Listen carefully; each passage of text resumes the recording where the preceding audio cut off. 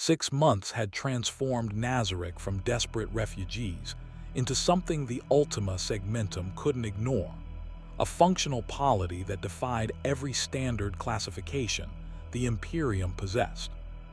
The Great Tomb's outer precincts now housed over 50,000 souls, refugees from Chaos raids, defectors from the Imperial Guard seeking something to believe in beyond grinding attrition, even a handful of minor Xenos species who'd found AINZ's pragmatic tolerance preferable to the Imperium's xenocidal policies.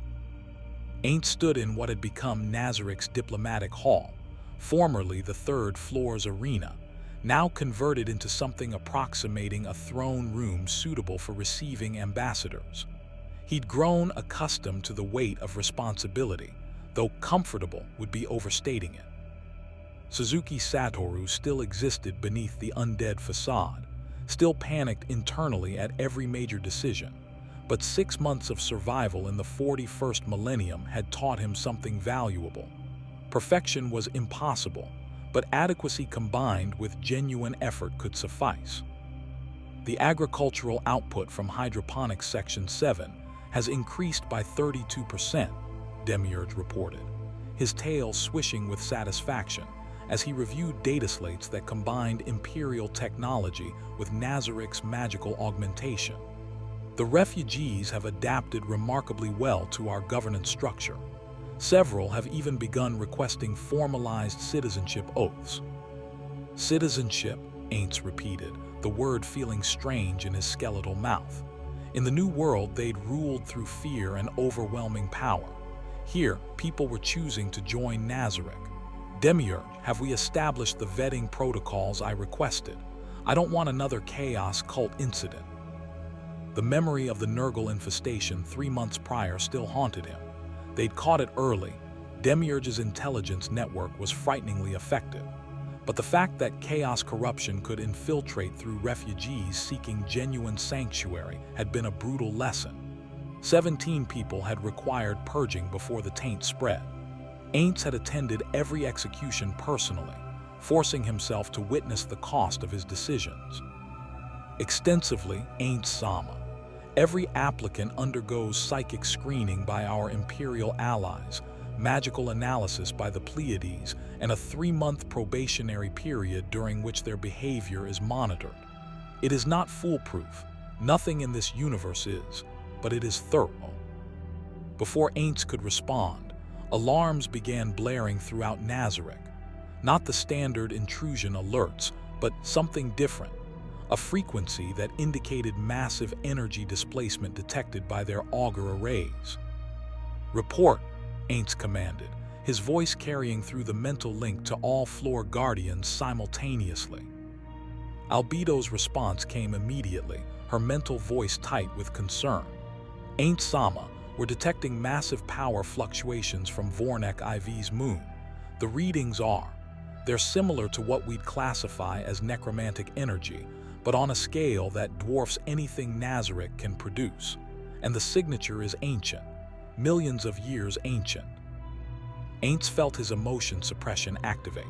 He'd been briefed on the Necrons by Inquisitor Cordelia, ancient Xenos who'd turned themselves into immortal machines, who'd fought wars that made the Imperium's conflicts look like skirmishes. The Imperium knew there was a tomb world on Vornak IV's moon, but it had been dormant for so long that monitoring it had become a low-priority task. Apparently that had changed.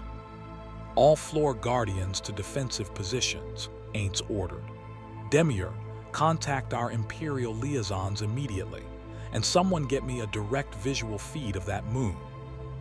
The scrying pool in the center of the diplomatic hall shimmered, its magical waters responding to AINZ's will, and displaying a real-time image of Vornak IV's single large moon. What he saw made even his undead heart sink. The moon's surface was transforming. Massive structures were rising from beneath the regolith, pyramids of living metal that gleamed with an inner light that hurt to look at directly. Geometric patterns that defied Euclidean geometry carved themselves across the lunar surface, and from thousands of apertures, things were emerging. The Necrons were waking up. Aboard the Eternal Vigil Asterisk, now permanently stationed in Vornak IV's orbit as part of the Imperium's observation protocols, Inquisitor Cordelia Vex was having a very bad day. "How many?" she demanded, staring at the tactical displays that showed the lunar surface crawling with hostiles. "Initial estimates suggest somewhere between 50 and 70,000 individual Necron units," her sensor officer reported, his voice admirably steady given the circumstances. "Multiple tomb spiders, canoptech constructs, warrior formations, and, Emperor preserve us, we're detecting what appears to be a fully operational monolith. No, multiple monoliths, and something bigger, much bigger." Cordelia accessed the classified files she'd been granted after Nazarick's alliance had been formalized. Necrons, the oldest Xenos threat in the galaxy. Machines that had fought the Old Ones and the Eldar at the height of their power. Beings that could not be permanently killed, only temporarily disrupted until their repair protocols reactivated them. And they were waking up on a world that now housed not only Imperial mining operations, but also the largest concentration of non-Imperial civilians in the sector, all under Nazarick's protection. "Get me a Vox link to AINZ OOAL, she commanded, "and send priority astropathic message to Sector Command. Request immediate reinforcement. Authorization code VEX Omega 7. This is now a Class Alpha Xenos threat scenario." In the lunar tomb complex, something that had once been a creature of flesh and blood, but was now an intricate construction of living metal and impossibly advanced technology stirred from its millions of years slumber. Overlord Zondrek of the Sodek dynasty rose from his sarcophagus, his optical sensors adjusting to a galaxy that had changed beyond recognition during his sleep. "Oberyn," he said to his loyal bodyguard, his voice synthesized but carrying the cadence of ancient nobility, "what is the strategic situation? Have the Old Ones launched their counteroffensive? Are the Eldar pressing their advantage?" Oberyn, the Varguard, was cursed with perfect awareness of reality. He knew the war in heaven had ended millions of years ago, knew his lord's mind had been damaged by the biotransference process. But he also knew that pointing this out would only cause his master distress. "My lord, the situation is complex. There are new powers in the galaxy. One has established a presence directly on the planet below us. They call themselves Nazarick, and they have constructed what appears to be a tomb complex rivaling our own." Zondrek's optical sensors brightened with interest. "A rival dynasty? How delightful. We must extend proper greetings. Prepare an honor guard, Oberyn. We shall meet these tomb builders and assess whether they are worthy adversaries or potential allies against the Old Ones." But not all the awakening Necrons shared Zondrek's damaged but noble perspective. In another section of the tomb complex, a different consciousness stirred, one that had remained perfectly, terribly sane through the long millennia. Trazyn the Infinite, archaeologist of the Solemnist Galleries, activated his systems and immediately began reviewing the data his automated systems had been collecting. What he discovered made something approximating excitement surge through his ancient mechanical consciousness. A structure that shouldn't exist, magic that operated on principles completely foreign to this reality, beings that registered as undead but possessed genuine consciousness and will, and most intriguingly, artifacts, these world items, that emitted energy signatures unlike anything in his vast collection. "Fascinating," Trazyn murmured, already formulating plans. "Absolutely fascinating. I must have them, all of them, preserved perfectly for eternity in my galleries. The Supreme Overlord AINZ OOAL, the Floor Guardians, perhaps even the entire structure if I can manage it. What a marvelous addition they would make." He began dispatching reconnaissance units immediately, not to attack, but to observe, to catalog, to assess the best method of acquisition. Trazyn was nothing if not patient. He had waited millions of years for specimens before. He could wait a little longer to plan the perfect acquisition. Back in Nazarick, AINZ was coordinating defensive preparations while simultaneously trying to understand exactly what they were facing. Demiurge had compiled all available intelligence on the Necrons, and what AINZ read was deeply concerning. "They're machines," he muttered, reviewing the tactical analysis. "Undead machines with technology that makes the Imperiums look primitive.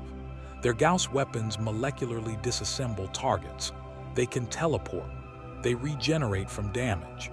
And they have something called reanimation protocols that basically makes them unkillable unless you completely atomize them." "Ain't Sama," Shalltear interjected from where she stood at attention. "Are they like us? Undead, I mean. Do they have souls?" It was a surprisingly perceptive question. AINZ considered it carefully. According to the Imperial records, they used to be living beings who transferred their consciousness into mechanical bodies. Whether they retained souls in the process is unclear. But Shalltear, that's actually a very important question. If they don't have souls, certain magics won't work on them. We need to adjust our tactical planning accordingly. Before they could continue the discussion, a new alert sounded, this one indicating an incoming transmission request from the moon.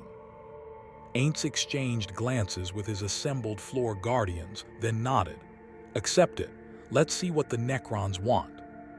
The scrying pool shifted, displaying the image of Overlord Zandrack. The Necron Lord stood in what appeared to be a command chamber of impossible complexity, his mechanical form radiating an aura of ancient authority. When he spoke, his voice carried through the magical link with surprising warmth. "Greetings, fellow tomb builders. I am Overlord Zandrack of the Sodek dynasty. I must congratulate you on your most impressive construction. Your tomb complex is quite magnificent, though I confess I am unfamiliar with your dynasty's heraldry. Might I inquire as to which noble house you represent?" AINZ processed this carefully. The Necrons seemed to think they were colleagues. That was unexpected and potentially useful. "I am AINZ OOAL, Overlord of Nazarick," he replied cautiously. "We are not of any dynasty you would recognize. We come from very far away, and we mean no intrusion upon your territory. We were unaware of your presence when we established our position here." "Splendid," Zandrack replied with apparent enthusiasm. "Then this is a fortuitous meeting of peers. You must allow me to extend proper hospitality. I insist you visit my court so that we might discuss matters of mutual interest. Perhaps we can coordinate our efforts against the Old Ones. Their resistance has been most persistent." Demiurge leaned close to AINZ and whispered through their private mental link. "AINZ Sama, the Necron appears to be suffering from some form of cognitive damage. He believes we are fighting a war that ended millions of years ago. This could be exploited." AINZ nodded subtly. "Overlord Zandrack, your invitation is most gracious. However, I must inform you that the strategic situation has evolved considerably since your rest began. Perhaps it would be more appropriate if we met on neutral ground to discuss current affairs." Before Zandrack could respond, another Necron appeared in the transmission, this one's form more utilitarian, his optical sensors glowing with cold calculation. "Forgive my lord's enthusiasm," the new Necron said, his voice carrying none of Zandrack's warmth. "I am Vargard Oberon. I suggest, Overlord AINZ, that you accept my lord's invitation. Consider it, strongly advised. The alternative would be most regrettable." The threat was implicit but clear. Refuse, and the Necrons would consider it a hostile act. AINZ felt his emotion suppression working overtime. Meeting with ancient machines that could atomize him with their weapons, in their own territory, with no guarantee of safe passage. Every instinct screamed that this was a terrible idea. But he also recognized that immediate conflict with an enemy they didn't understand would be worse. They needed information, needed to assess the Necrons' capabilities and intentions, needed to buy time to prepare proper defenses. "Very well," AINZ said carefully. "I will visit your court, Overlord Zandrack, but I will bring a small honor guard, as is appropriate for diplomatic meetings between rulers." "Excellent," Nazarick replied. "I shall prepare a proper reception, and please do bring examples of your finest warriors. I am most curious to assess your military capabilities. It has been so long since I've had the pleasure of facing worthy opponents in honorable combat." The transmission ended, and AINZ immediately turned to his floor guardians. "Demiurge, what's your analysis?" The Archdevil adjusted his glasses thoughtfully. "The damaged one, Nazarick, genuinely believes we are peers and potential allies. This is useful. His delusion provides diplomatic cover.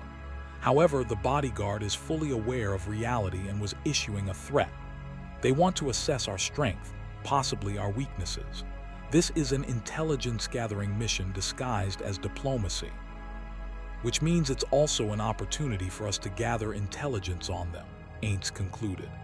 "I'll take Albedo and Shalltear as my honor guard. Cossidus, you're in command of Nazarick's defense in my absence.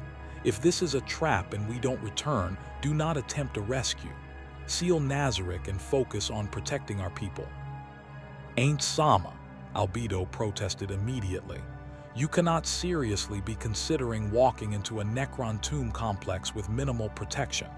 If they intend treachery, then they'll learn that killing me is significantly more difficult than they anticipate," AINZ interrupted. "Albedo, I need you with me because you're the overseer of the Guardians. Your presence demonstrates respect for the diplomatic process. Shalltear, you're coming because your combat capabilities are our best insurance policy if things go badly. And Demiurge, you'll remain here to coordinate with our Imperial allies. If the Necrons attack Nazarick while I'm gone, I need your strategic mind directing our defense." It was a calculated distribution of their strongest assets. Risky, but every option in the 41st millennium carried risk. 3 hours later, AINZ, Albedo, and Shalltear materialized via teleportation to the coordinates Nazarick had provided. A landing platform on the lunar surface constructed of living metal that hummed with barely contained energy. The moment they arrived, AINZ's magical senses were overwhelmed by the sheer wrongness of Necron technology. It wasn't warp-based, wasn't magical in any conventional sense, but it bent reality through pure technological supremacy. Principles that should have been impossible were enacted through machinery so advanced it might as well be magic. The entire tomb complex radiated with power that made even Nazarick's most potent wards seem crude by comparison.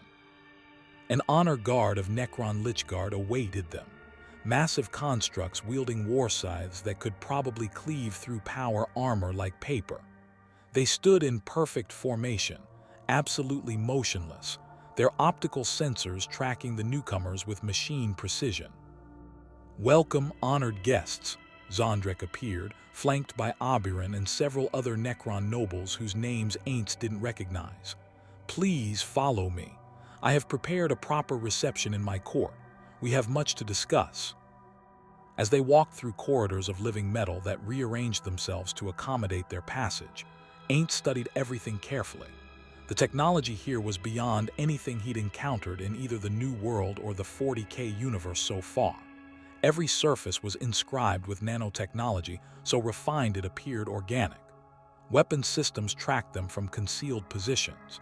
And deeper in the complex, he could sense something truly massive, a presence that dwarfed even the mighty Overlord. They entered what could only be described as a throne room, a vast chamber whose walls displayed star charts showing the galaxy as it had been millions of years ago. Nazarick settled onto a throne of living metal, gesturing for his guests to stand before him. "Now then," the Overlord said pleasantly, "let us discuss the war effort. I understand you've established your tomb on the planet below and have begun recruiting lesser species to your cause. A sound strategy. The flesh beings can serve useful purposes when properly directed. However, I must ask, what is your stance regarding the Old Ones and their Eldar servants?" AINZ chose his words very carefully. "The Old Ones are no longer a threat. They were defeated long ago. The current galaxy is very different from the one you remember, Overlord Zondrack. Nonsense, Zondrack replied cheerfully. The war rages on as always. Why just yesterday, or perhaps it was last week? Time is so difficult to track during campaign season. We repelled an Eldar assault on our positions. Oberyn can confirm. The Varguard's optical sensors dimmed slightly. My lord speaks truth about the Eldar, though the timeline is perhaps compressed in his recollection. Before AINZ could navigate this conversational minefield further, new alarms began blaring throughout the Necron complex. A different Necron noble rushed into the throne room, this one decorated with crystalline augmentations that suggested some form of specialized function. Lord Zondrack, we have detected a priority-level intrusion in Section Gamma 7. Someone is attempting to breach our stasis vaults. Oberyn's hand immediately went to his war scythe. Identify the intruder. It's Trazyn, my lord. He's attempting to acquire specimens again. Zondrack's cheerful demeanor instantly shifted to something far more dangerous. That kleptomaniac curator is attempting to steal from my dynasty. Again. Unacceptable. Oberyn, assemble a hunting party. We shall remind Trazyn that the Sodic dynasty's treasures are not for his collection. AINZ watched this development with growing concern. Internal conflicts among the Necrons. That was potentially useful intelligence, but it also suggested their situation was even more complicated than anticipated. Then the situation deteriorated further. The throne room's walls suddenly displayed a new image, Trazyn the Infinite, standing in what appeared to be a different section of the tomb complex, examining something in a tesseract labyrinth containment field. Something that looked horrifyingly like Shalltear Bloodfallen.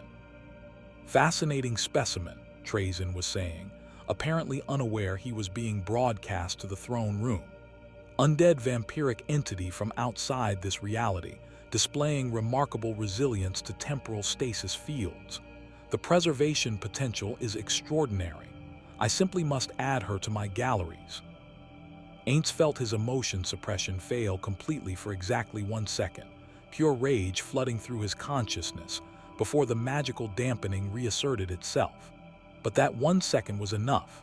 The temperature in the throne room dropped 20 degrees. Shadows deepened despite the chamber's omnipresent lighting, and Albedo's wings spread to their full span as she let out a sound that was part scream, part battle cry.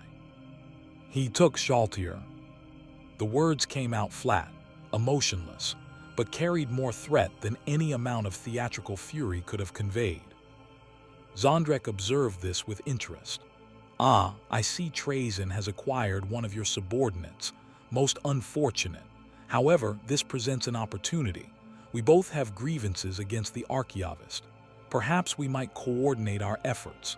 A temporary alliance to recover your companion and teach Trazyn proper respect for others' property. AINZ looked at the displayed image of Shalltear trapped in some kind of stasis field, then at Zondrack, then at the complex that suddenly seemed far more like a maze of death traps than a diplomatic venue. They'd walked into exactly the kind of situation he'd feared, not a straightforward trap, but something far more complicated. The Necrons weren't unified. They had internal politics and conflicts. And now one of his floor guardians was being held captive by a collector who apparently specialized in acquiring the impossible. Overlord Zondrack, AINZ said with forced calm, it appears we have common cause. I would very much like to retrieve my subordinate, preferably before this Trazyn decides to make his acquisition permanent. Splendid. Oberyn, prepare the hunting party. We shall show these youngsters how the Sodic dynasty deals with thieves and collectors. And Overlord AINZ, this will be an excellent opportunity to demonstrate your combat capabilities. Consider it a trial of strength between allied dynasties. Albedo looked at AINZ, her golden eyes communicating a silent question. Orders, my lord. AINZ responded through their private mental link. We retrieve Shalltear. We learn everything we can about Necron capabilities. and we survived this mess long enough to figure out how to deal with a tomb world full of ancient machines on our doorstep. Stay sharp, stay adaptive, and for the love of whatever gods might be listening, don't let them realize how terrified I actually am." "As you command," AINZ Albedo replied, the faintest hint of amusement in her mental voice. "Your ability to maintain perfect composure while panicking internally remains your greatest strength." AINZ would have smiled if he had lips. His subordinates knew him better than he'd realized, and somehow that made the impossible situation they just walked into slightly more manageable. The hunt for Trazyn the Infinite was about to begin. And in a deeper section of the tomb complex, Trazyn examined his newest acquisition with satisfaction. The vampire was attempting to escape, her considerable powers battering against temporal stasis fields that had held Cetan shards prisoner. It wouldn't work. Nothing escaped Trazyn's collection, but the effort was admirable. "Don't worry, my dear," he said to the frozen Shalltear. "You'll be perfectly preserved. In a few million years, when future civilizations study the 41st millennium, you'll be the finest example of your species in existence. Isn't that wonderful?" In the tesseract labyrinth, Shalltear Bloodfallen screamed silently, unable to move, unable to fight, and absolutely unwilling to accept her fate as a museum display. Her rescue was going to be spectacular. The rescue mission for Shalltear began in the worst possible way, with AINZ having absolutely no idea how to navigate a Necron tomb complex that actively reconfigured itself while they moved through it. "The architecture is non-Euclidean," AINZ muttered, watching corridors fold in on themselves and doorways open into spaces that shouldn't physically exist within the moon's volume.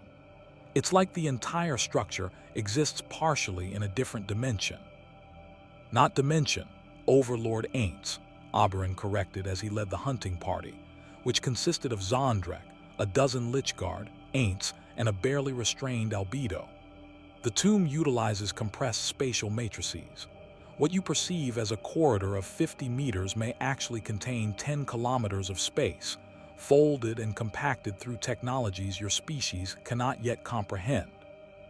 "How delightfully advanced," Nazarick added cheerfully.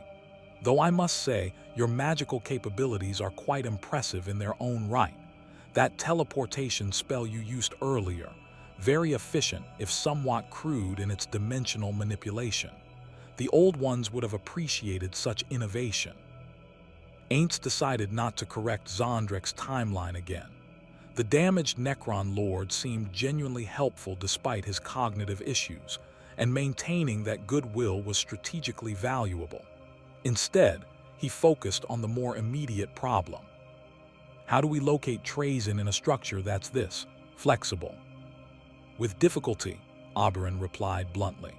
"Trazyn is the archaeologist for a reason. He knows more about tomb architecture than anyone save perhaps the Silent King himself.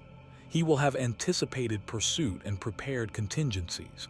We will be walking into traps, diversions, and quite possibly combat with some of his more dangerous specimens." "Specimen?" Albedo asked, her voice carrying dangerous edge. "Trazyn's galleries contain everything from extinct species to captured greater demons," Oberyn explained. "He collects comprehensively, and when cornered, he has been known to release selective portions of his collection to cover his escape." Perfect, just perfect. AINZ was beginning to understand why the Imperium considered the Necrons such a persistent threat. They weren't just ancient and powerful, they were complicated asterisk. Every encounter revealed new layers of political intrigue, technological supremacy, and individual eccentricities that defied conventional military responses. They reached what appeared to be a major junction, a vast chamber where dozens of corridors converged. The walls here displayed hololithic projections showing what AINZ gradually realized were historical battles from the war in heaven. Gods fighting gods, weapons that could extinguish stars, casualties measured in billions per engagement. "This is the Gallery of Conquest," Nazarick announced proudly. I had these frescoes commissioned to commemorate our greatest victories against the old ones. Ah, such glorious days those were.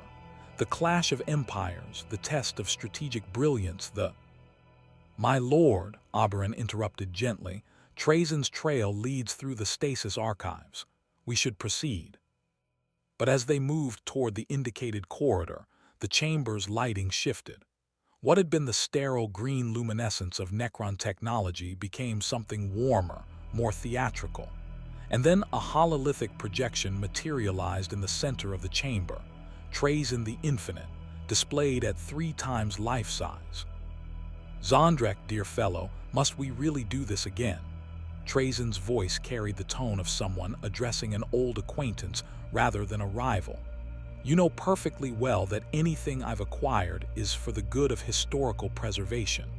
Your dynasty's treasures will be remembered long after this cycle ends.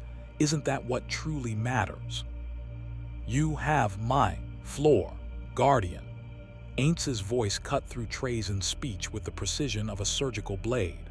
The temperature in the chamber dropped precipitously as his magical aura manifested, not aggressively, but as a clear demonstration that he was not in the mood for games. The hololithic Trazyn turned toward AINZ, and his optical sensors brightened with what might have been curiosity.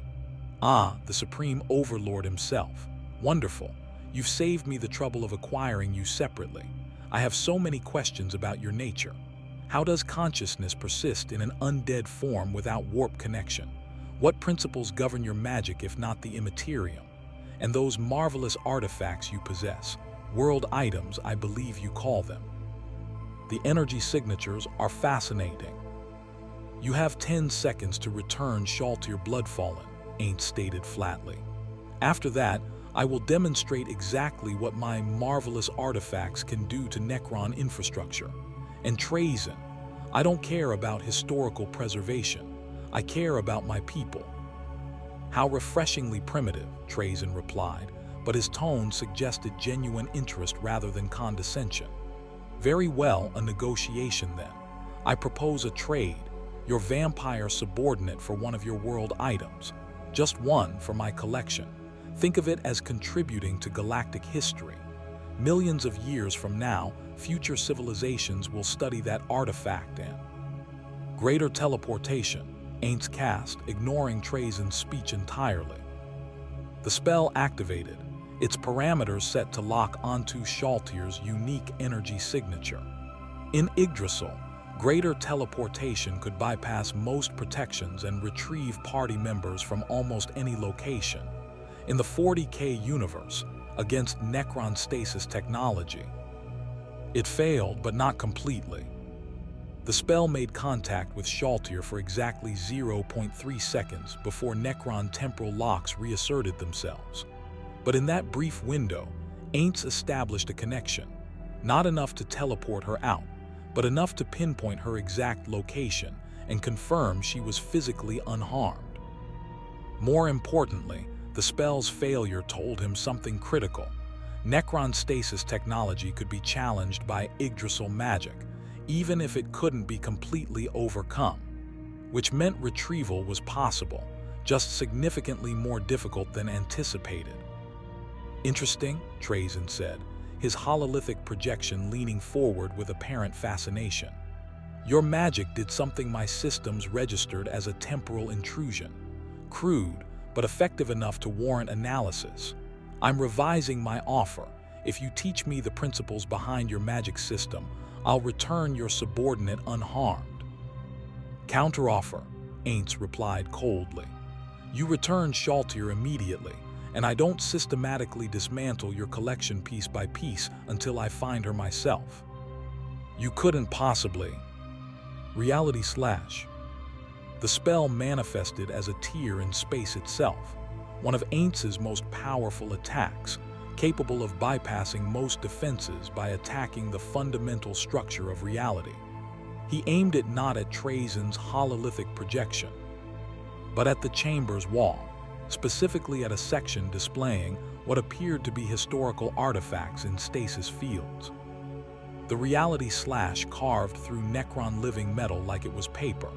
The wall didn't just break, it ceased to exist in a 3-meter radius, revealing the complex mechanisms and storage matrices behind it.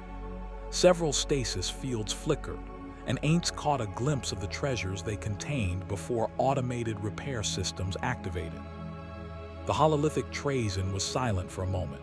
Then, "You're serious? You'd actually damage priceless historical artifacts to retrieve one subordinate?" "I would destroy this entire moon," AINZ replied, and meant it absolutely. "Shalltear is not negotiable. None of my people are.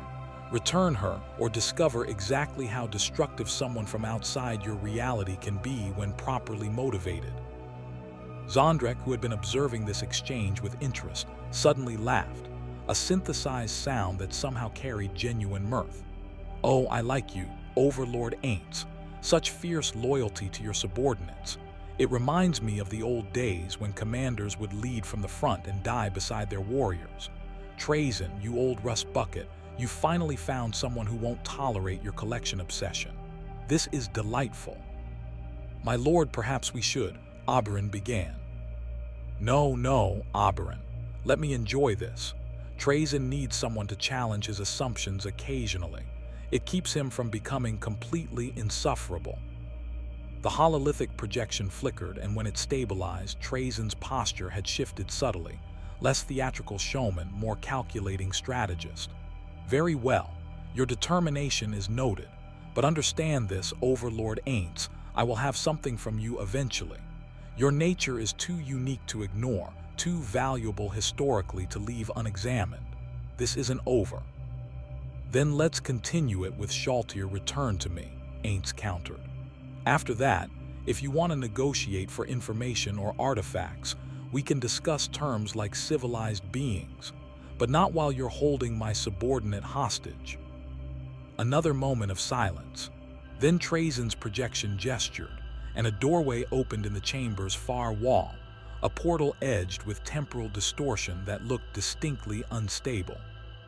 "She's through there. Third sublevel of the Stasis Archives, Vault 77. The temporal locks have been reduced. Your magic should suffice to extract her now. But Overlord AINZ, do remember this moment. Remember that I could have kept her, could have added her to my collection permanently. I'm choosing not to as a gesture of, let's call it professional courtesy between collectors." "I'm not a collector," AINZ said. "I'm a protector. There's a difference."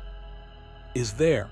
Trazyn's projection smiled, an expression that shouldn't have been possible on a mechanical face but somehow manifested anyway.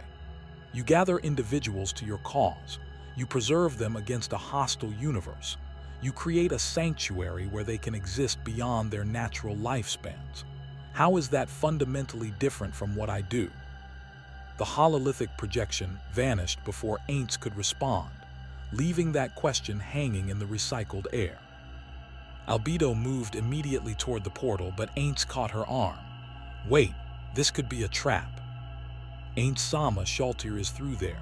Trap or not, we're going." "I know, but we go carefully with full defensive protocols." He turned to Nazarick. "Overlord, I appreciate your assistance, but this is personal. I won't risk dragging your forces into whatever Trazyn has prepared." "Nonsense," Nazarick replied cheerfully. "This is exactly the sort of adventure that makes leadership worthwhile. Besides, Trazyn specifically avoided my territories this time. That's a breach of our long-standing agreements. He needs to be reminded that such behavior has consequences." ABADDON looked like he wanted to argue but recognized the futility. "Then we proceed with full tactical awareness. Lichguard, defensive formation. If we encounter hostile specimens, priority is protecting Lords Nazarick and AINZ. Understood?" The Lichguard's silence somehow communicated perfect comprehension. They passed through the portal into a space that defied AINZ's understanding of architecture. The Stasis Archives weren't rooms in any conventional sense. They were layered dimensions, each one containing thousands of suspended moments. AINZ could see fragments of different realities pressed together like pages in a book, each one holding something Trazyn had deemed worth preserving. A carnifex in mid-roar, frozen at the moment of its death. An Eldar Exarch caught in the instant before a fatal strike. An entire Space Marine squad preserved in the moment of their last stand. Demons bound in temporal stasis that would last until entropy claimed the universe. The collection was comprehensive, horrifying, and weirdly respectful, each specimen preserved at what Trazyn apparently considered their most historically significant moment. "By the All-Father," AINZ whispered, genuinely awed despite himself. This is an entire museum of extinction. Trazyn has been collecting for over 60 million years, ABADDON said quietly. Every species the Necrons have encountered, every significant historical moment, every artifact of note, he attempts to preserve them all. It's an obsession that borders on madness, but one cannot deny its comprehensiveness. They found Shalltear in Vault 77, exactly where Trazyn had indicated. She was suspended in a temporal stasis field, frozen in the moment of her capture, fangs bared, claws extended, blood frenzy obviously activated. The vampire's rage was literally frozen in time, and AINZ could see the temporal distortions around her where her considerable power was fighting against the stasis, even while completely immobilized. "Shalltear," AINZ said softly, approaching the stasis field. His magical senses analyzed the containment. It was weaker than before, as Trazyn had promised, but still formidable. Breaking it would require precision, not just power. "Can you retrieve her?" Albedo asked, her voice tight with barely controlled emotion. "I can, but I'll need absolute silence and no interruptions. The temporal mechanics here are delicate. One wrong move and I could trap her permanently or worse." AINZ began casting, layering multiple spells simultaneously. Dimensional lock, to prevent the stasis field from relocating Shalltear. Time manipulation, to create a counter-frequency to the temporal lock. Greater teleportation, prepared but not activated, ready to extract Shalltear the moment the field collapsed. Perfect warrior, activated to enhance his physical capabilities in case the process attracted hostile attention. The spellwork took 17 minutes, an eternity in combat terms, but AINZ wasn't willing to rush this. Shalltear was one of his oldest companions. Created by Per Orensino, his best friend in the guild. Losing her because of haste was unacceptable. The stasis field flickered, weakened, then shattered. Shalltear collapsed forward, her momentum from the moment of capture finally completing. AINZ caught her, his enhanced strength easily supporting her weight despite her thrashing as she transitioned from frozen rage to confused awareness. "Kill that metal bastard, I'll drain every AINZ Sama." Her red eyes focused on him, confusion replacing fury. "What? Where? How long was I?" "Approximately 6 hours, AINZ replied, helping her stand. "Trazyn the Infinite captured you for his collection. We've negotiated your release." Negotiated? Shalltear's expression suggested she found this concept offensive. "I want to go back in." "No," AINZ said firmly. "We're leaving. We've accomplished our objective. Anything beyond this point would be unnecessary risk." But as they turned to depart, the archive's lighting shifted again. Not Trazyn's theatrical presentation style. This was something else. Emergency protocols activating throughout the tomb complex. "Oh dear," Nazarick said, his cheerful demeanor fading. "That's the intrusion alarm. Someone else is attacking the tomb. Multiple someones from the sound of it." ABADDON was already accessing data feeds through his command systems. Confirmed. Eldar forces have breached the tomb's outer perimeter. Craftworld Ulthran designation. They're moving with purpose toward. They're heading toward the Cetan Shard containment vault. AINZ felt his emotion suppression activate. Because of course the situation would escalate. This was the 41st millennium. Nothing ever remained simple. "We need to evacuate immediately," he said. "Whatever the Eldar want with a Cetan Shard, we don't want to be anywhere near it when they..." The entire tomb complex shuddered, not from weapons fire, but from something deeper, reality itself protesting as ancient containment fields began to fail. And from the depths of the tomb, something that had been imprisoned since before humanity existed started to wake up. The C'tan shard was breaking free. The C'tan shard's awakening felt like reality developing a migraine. AINZ's magical senses, already strained from breaking Trazyn's stasis field, were suddenly overwhelmed by feedback that shouldn't exist, physics screaming as fundamental forces were rewritten, time stuttering like a damaged recording, and beneath it all, a consciousness so vast and alien that merely perceiving its edges threatened sanity. What AINZ managed through gritted teeth that didn't exist is a C'tan. Star gods, ABADDON replied, his synthesized voice carrying something that might have been fear, remarkable for a creature millions of years old. Beings of living energy that fed upon stars themselves. The Necrons imprisoned them during the war in heaven, shattered them into shards and bound those shards in stasis. They are not meant to be free. Then why are the Eldar trying to free one? Albedo demanded, her wings spreading defensively as the tomb complex shuddered again. They're not, came a new voice, melodious, ancient, carrying harmonics that suggested the speaker existed slightly outside normal time. We're trying to prevent its freedom, you primitive fools. An Eldar materialized from nowhere, tall, wrapped in robes that seemed woven from starlight and bad decisions, carrying a staff topped with runes that hurt to look at directly. His presence radiated psychic power that made AINZ's undead nature recoil instinctively. Farseer Eldrad Ulthran of Craftworld Ulthway had arrived, and he looked deeply annoyed. You, Eldrad said, pointing at AINZ with his staff, are the fulcrum, the nexus point where futures collapse. Your arrival in this galaxy has sent ripples through the skein of fate that I have spent 3,000 years carefully weaving. And now, because you had to establish your little tomb complex above a dormant C'tan shard, you've attracted attention from forces that should never have noticed this world. I didn't know there was a C'tan here, AINZ protested. Nobody mentioned that during the whole welcome to the 41st millennium, here's everything trying to kill you orientation. Ignorance is not a defense when the consequence is galactic extinction, Eldrad retorted. Behind him, more Eldar were appearing, guardians in elegant armor, warlocks crackling with psychic energy, and several figures wrapped in harlequin costumes that seemed to exist in too many dimensions simultaneously. Nazarick, who had been observing this exchange with interest, suddenly laughed. Eldrad, my old adversary, still trying to manipulate the timeline I see. Tell me, how many futures have you examined where this encounter ends well for you? 17,432, Eldrad replied without hesitation. We survive in 3 of them.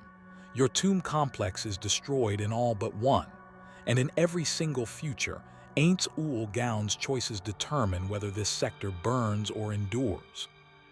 The tomb shuddered again, more violently this time. Through the archive's walls, now turning translucent as reality destabilized, AINZ could see something moving in the depths. Something massive, radiant, and absolutely hostile to all life as they understood it. Explanations later, AINZ decided, taking command of the situation because apparently nobody else was going to.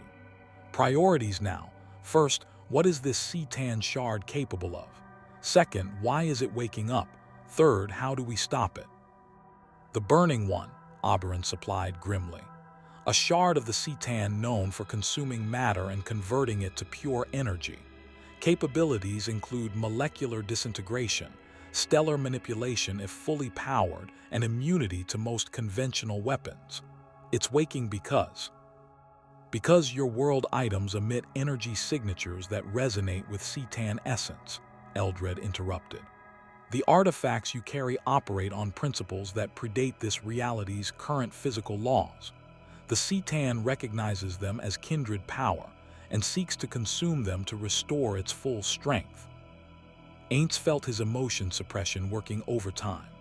His world items, The treasures his guildmates had worked so hard to acquire in Yggdrasil were acting as a dinner bell for an imprisoned star god.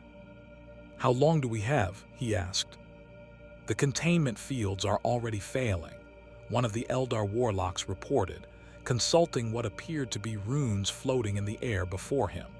7 minutes until primary breach, 14 until the shard achieves mobility, 20 until it begins feeding on the moon's mass to restore power. "Then we have 7 minutes to reinforce the containment," AINZ said, his strategic mind kicking into gear despite the existential horror of the situation. "Demiurge, status report."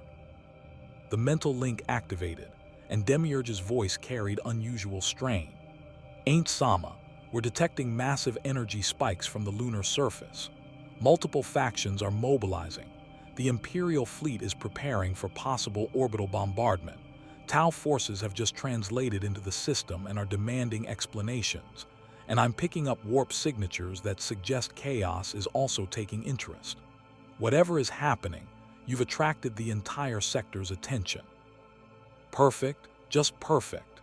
They had minutes to contain a star god while every major faction in the region converged on their location. "Farseer Eldrad," AINZ said, making a decision that would have consequences he couldn't predict.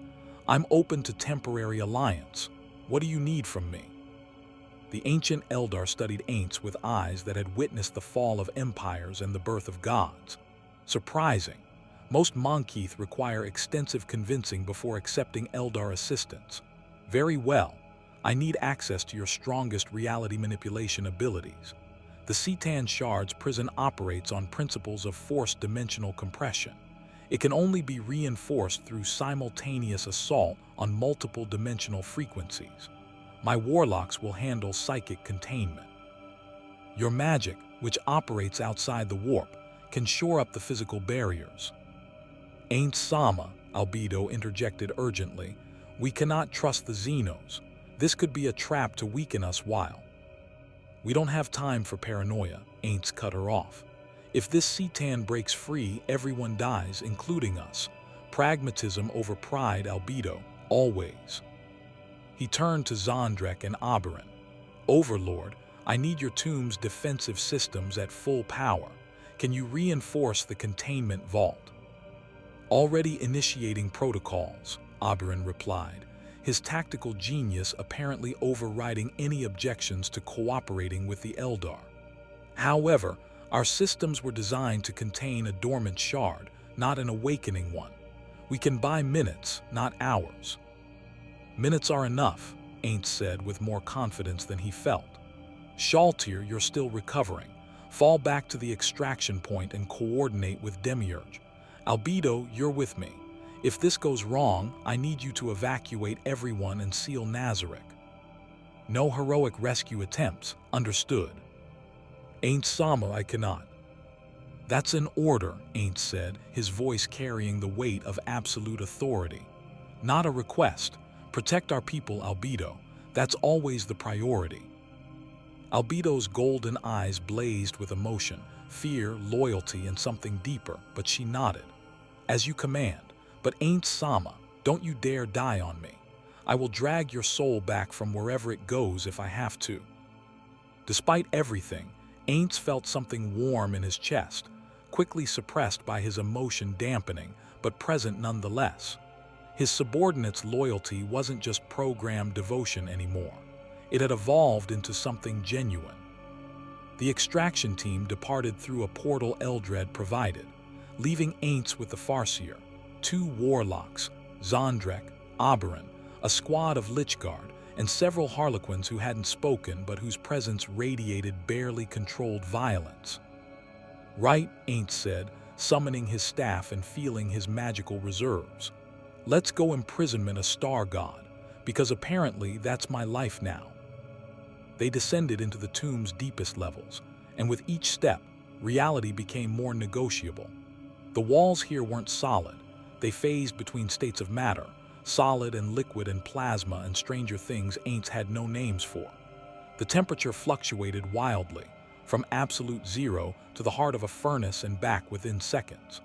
and the presence of the C'tan grew stronger, an awareness that regarded them with the same interest a human might show insects.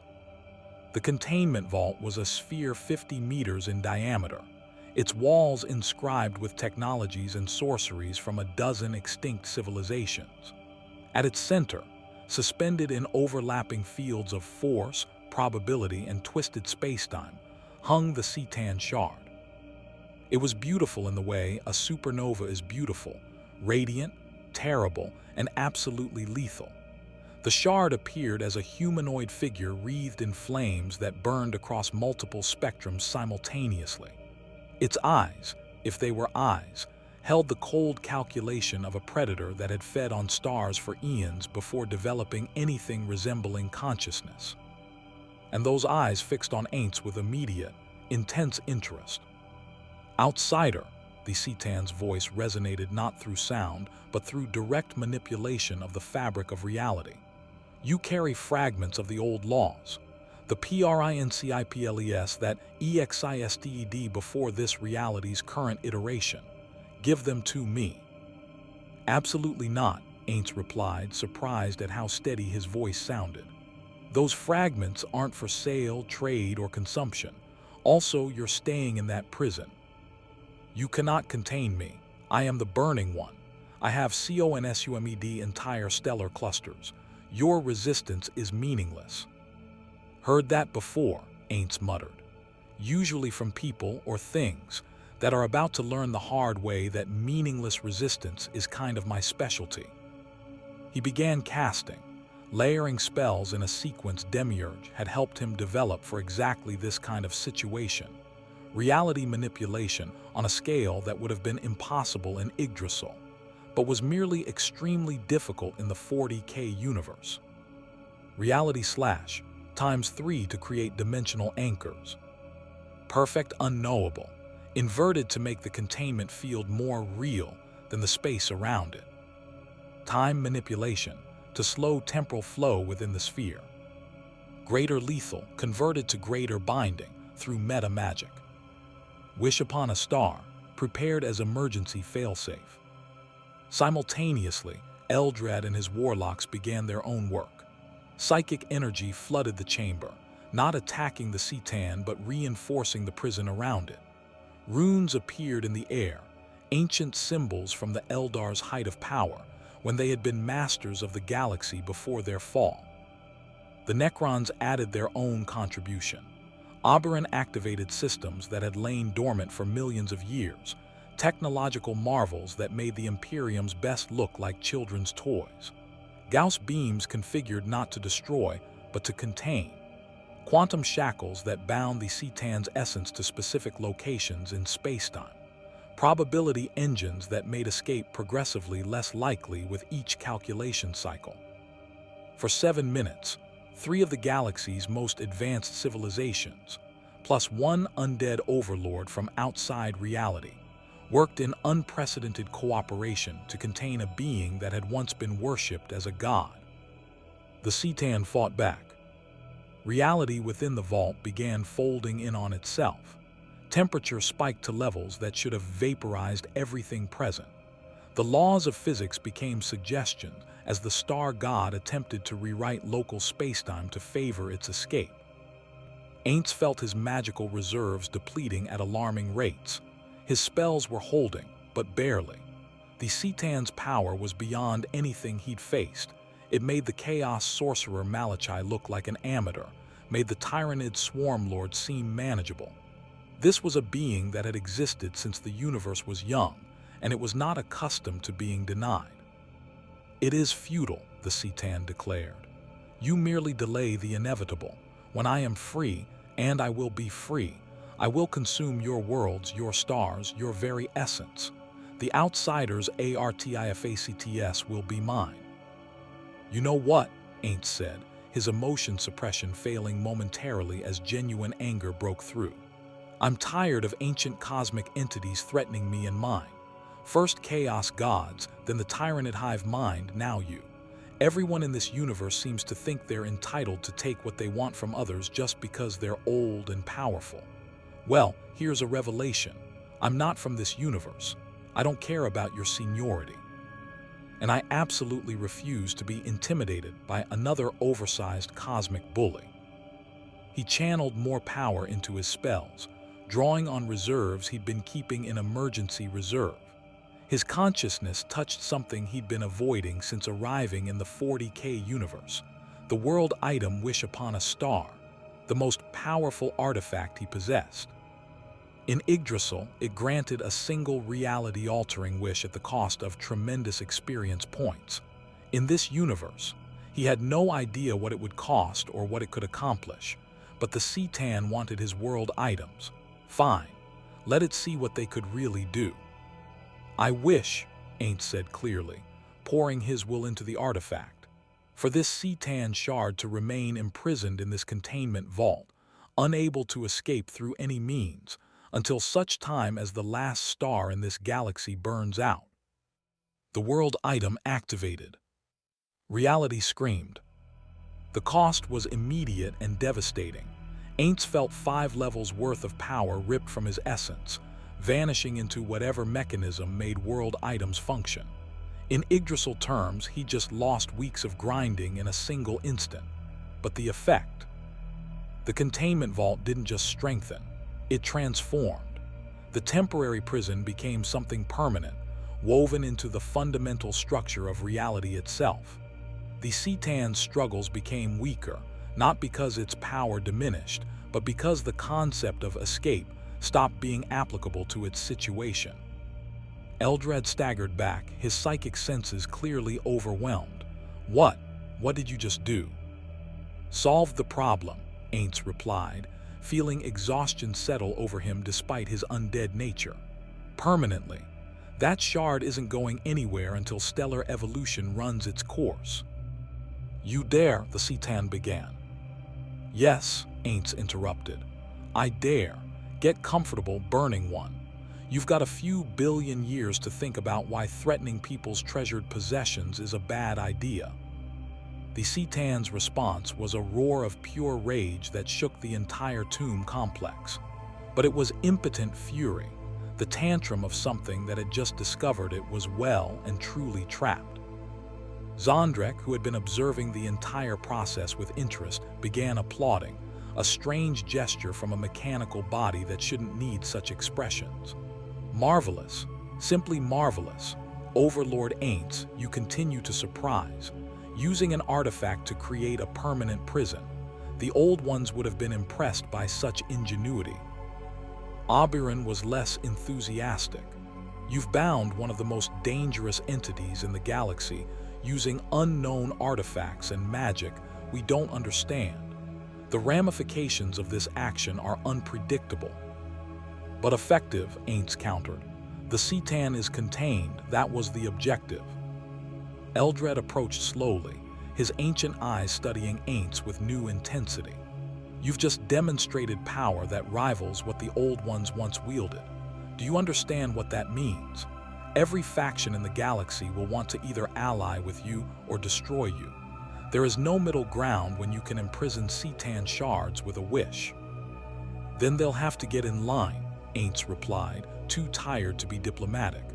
I've already got Chaos Gods, the Imperium, the Tau, the Necrons, and apparently the Tyranids all interested in my existence. What's a few more? Before Eldrad could respond, urgent transmissions began flooding through multiple channels. Necron communication networks, Eldar psychic links, and AINZ's connection to Nazarick all activating simultaneously. AINZ Sama, Demiurge's mental voice carried genuine alarm. Tau fleet is deploying battle frames. They're not hostile yet, but Commander Shadowsun is demanding immediate explanation for the energy readings they detected. She's threatening to classify Nazarick as a rogue expansion threat if we don't provide transparency. Lord Nazarick, a Necron communication came through. Trazyn is attempting to acquire a sample of the containment field for his collection. Recommend immediate interdiction. Farseer, an Eldar warlock, reported telepathically. The Harlequins report warp disturbances consistent with imminent chaos incursion. The power expenditure from the world item has attracted demonic attention. AINZ looked at the assembled representatives of 3 ancient civilizations, all of whom were now looking at him expectantly, as if he had answers. "Right," he said slowly. "So the good news is we contain the Star God. The bad news is we've probably just started a multi-faction incident that could escalate into sector-wide conflict. Does anyone have suggestions that don't involve immediate warfare?" "Diplomacy," Eldrad said unexpectedly. "For the first time in this sector's history, representatives from the Necrons, Eldar, and your Nazarick are in the same location without active combat. The Tau are demanding explanations. The Imperium is undoubtedly monitoring everything. This is an opportunity." "For what?" AINZ asked. "For establishing that there are threats in this galaxy greater than our factional disputes. The C'tan, the Tyranid's chaos. These are existential dangers that care nothing for politics or territory. If we can demonstrate cooperation in containing them." Eldrad paused, as if the words he was about to speak tasted bitter. "Then perhaps we can create something unprecedented, a coalition of necessity." Nazarick clapped his hands together with metallic enthusiasm. "A grand alliance, just like the ancient treaties during the war in heaven. Oh, this takes me back. ABADDON, prepare communications. We shall host a summit, all factions represented, proper diplomatic protocols observed, and—" "My lord," ABADDON interrupted gently, "you do realize that most of these factions have been trying to exterminate each other for millennia. Exactly why it will be such a memorable event." AINZ looked at Eldrad. The ancient Farseer looked back. A moment of understanding passed between them, the recognition that they were both being carried along by events beyond their control, forced into cooperation by circumstances that neither would have chosen. "Fine," AINZ said. "A summit, on neutral ground. We discuss the C'tan containment, the Tyranid threat, and establish protocols for coexistence in this sector. But I want guarantees, no assassinations, no accidents, and absolutely no trying to acquire my people for collections." "Agreed," Eldrad said immediately. "Most reasonable," Nazarick added. "Wonderful," AINZ muttered. "I'm about to host a diplomatic conference between factions that have been murdering each other since before humanity invented writing. What could possibly go wrong?" Everything, as it turned out, but that was a problem for the next few hours.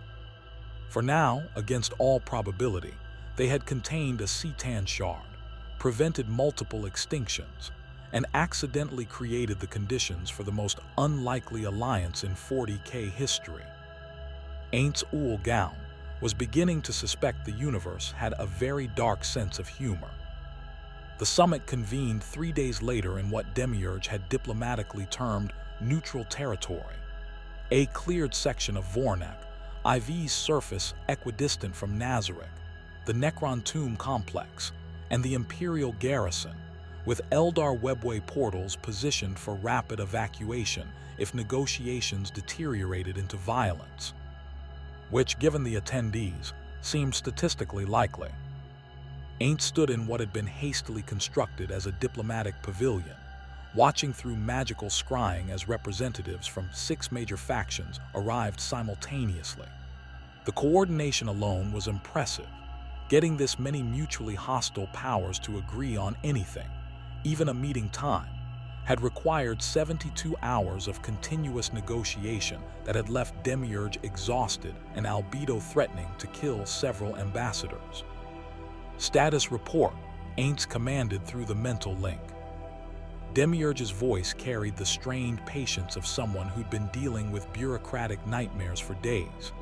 "AINZ Sama, all factions have arrived and are proceeding to the pavilion under the agreed-upon protocols. However, I must note several concerning developments." "Of course there are, list them." The Tau brought an ethereal, Poro Daleth Kamaz. His presence suggests they're treating this as a potential integration opportunity rather than simple diplomacy. The Imperium sent not just Inquisitor Vex, but also a cardinal of the Ecclesiarchy and a Magos from the Adeptus Mechanicus. They're clearly divided on how to respond to your existence. The Eldar. Let me guess, AINZ interrupted. Eldrad brought Harlequins who are making everyone nervous. Precisely. Additionally, the Necrons have sent not just Overlord Nazarick, but also Trazyn the Infinite, who is technically banned from diplomatic functions after the Medusa V incident, but apparently considers rules optional. And finally, Demiurge's mental voice took on a tone AINZ had learned to dread. The tone that meant something truly problematic had emerged. Finally, a representative from the Adeptus Custodes arrived an hour ago. The Emperor's personal guardians, AINZ. They serve only the master of mankind and answer to no other authority in the Imperium. Their presence suggests that word of your world item usage has reached Terra itself. AINZ felt his emotion suppression working overtime. The Custodes. He'd read Demiurge's intelligence briefs on them. Genetically engineered beyond even space marines, individually capable of defeating entire armies, and fanatically devoted to the Emperor. If they'd come, it meant the Imperium's highest authorities were taking Nazarick very seriously indeed. Wonderful, AINZ muttered. Anything else I should know before walking into what's probably an assassination attempt disguised as diplomacy? Commander Shadowsun has been asking very pointed questions about Nazarick's population demographics and resource allocation. I believe she's attempting to assess whether we align with the Tava, the greater good. Also, Trazyn keeps trying to scan you with acquisition targeting systems, and the Harlequins have been performing what appears to be interpretive dance about your future, though I confess, I don't understand the symbolic significance. Neither do I, and I'm not sure I want to. AINZ straightened his robes, checked that his most powerful world items were secured, and prepared himself mentally. I'm going in. If this turns into combat, evacuate all non-essential personnel and prepare Nazarick for siege. AINZ, Albedo's voice cut into the mental link. I must protest again. You're walking into a room full of Xenos and potential traitors with minimal protection. At least allow me to accompany you as visible security. Albedo, we discussed this. If you're in the room, you'll react to every perceived threat against me, which will escalate tensions. I need you coordinating our defensive perimeter. Trust me on this. A long pause, then reluctantly, as you command. But if you're not back within 4 hours, I'm extracting you personally. Diplomatic protocols be damned. AINZ smiled despite himself. His subordinates' protectiveness had evolved far beyond their original programming. They genuinely cared about his survival, not just as their creator, but as a person. He entered the pavilion. The structure was an architectural compromise. Necron living metal providing structural integrity. Eldar psychoplastic materials creating aesthetic beauty. Imperial Gothic styling for religious symbolism. And Tau environmental optimization for comfort. The result was simultaneously impressive and bizarre, like a committee had been asked to design something everyone could tolerate and had succeeded through sheer bloody-mindedness. The attendees were already seated around a circular table, another compromise, eliminating any head of the table positioning that might suggest hierarchy. AINZ took his designated seat between Farseer Eldrad and Overlord Nazarick, which felt like being placed between a psychic time manipulator and a senile superweapon. Welcome, honored attendees, AINZ began, having rehearsed this opening with Demiurge extensively. I am AINZ OOAL, Overlord of Nazarick. I have called this summit to address matters of mutual concern, specifically existential threats that transcend our factional differences. Pretty words, the custodian spoke, his voice carrying the authority of Terra itself. His name was Valdor's successor, Tribune Diocletian, commander of the Adeptus Custodes in this segmentum. His armor was golden perfection, his guardian spear resting within easy reach. But the Emperor requires more than words. You have demonstrated power comparable to what the ancient Eldar once wielded. You can imprison Cetan shards with artifacts we cannot analyze. You exist outside the warp, beyond the Emperor's sight. Explain yourself." "I am from outside this reality," AINZ stated flatly, deciding that honesty, carefully curated honesty, was the best approach. "My people and I arrived here through circumstances beyond our control. We have no territorial ambitions beyond securing our survival. We have cooperated with imperial authorities, provided intelligence on chaos activities, and most recently prevented a C'tan shard from breaking containment that would have devastated this sector. And in doing so, you revealed capabilities that terrify half the galaxy," Cardinal Severina interjected, her augmetic eye glowing with barely suppressed fanaticism. "You wield powers that are not the Emperor's gift. You consort with Xenos. You shelter mutants and abhumans in your territories. How can we trust that you are not simply another threat wearing a mask of cooperation?" Before AINZ could respond, Commander Shadowsun spoke. "Perhaps the question is not one of trust, but of alignment.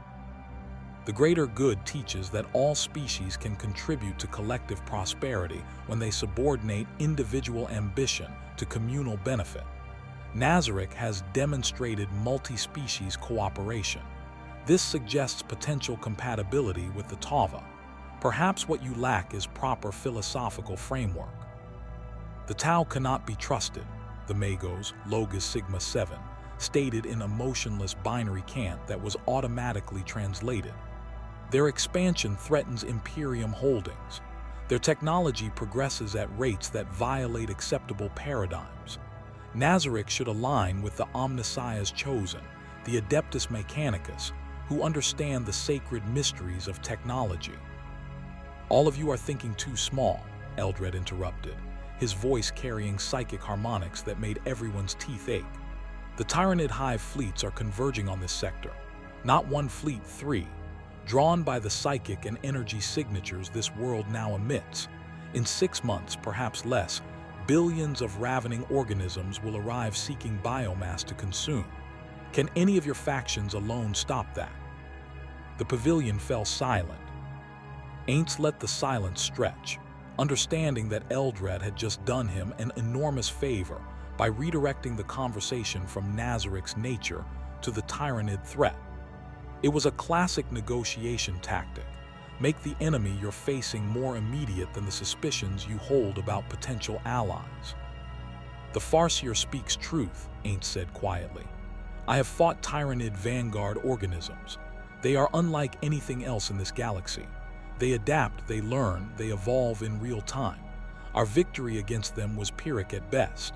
If 3 hive fleets arrive, this entire sector will be consumed unless we coordinate our response." "Coordinate with Xenos," Tribune Diocletian's voice carried dangerous edge.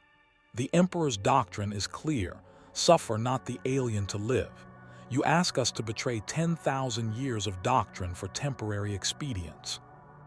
I ask you to consider that doctrine was written for a galaxy without Tyranids on this scale," AINZ countered.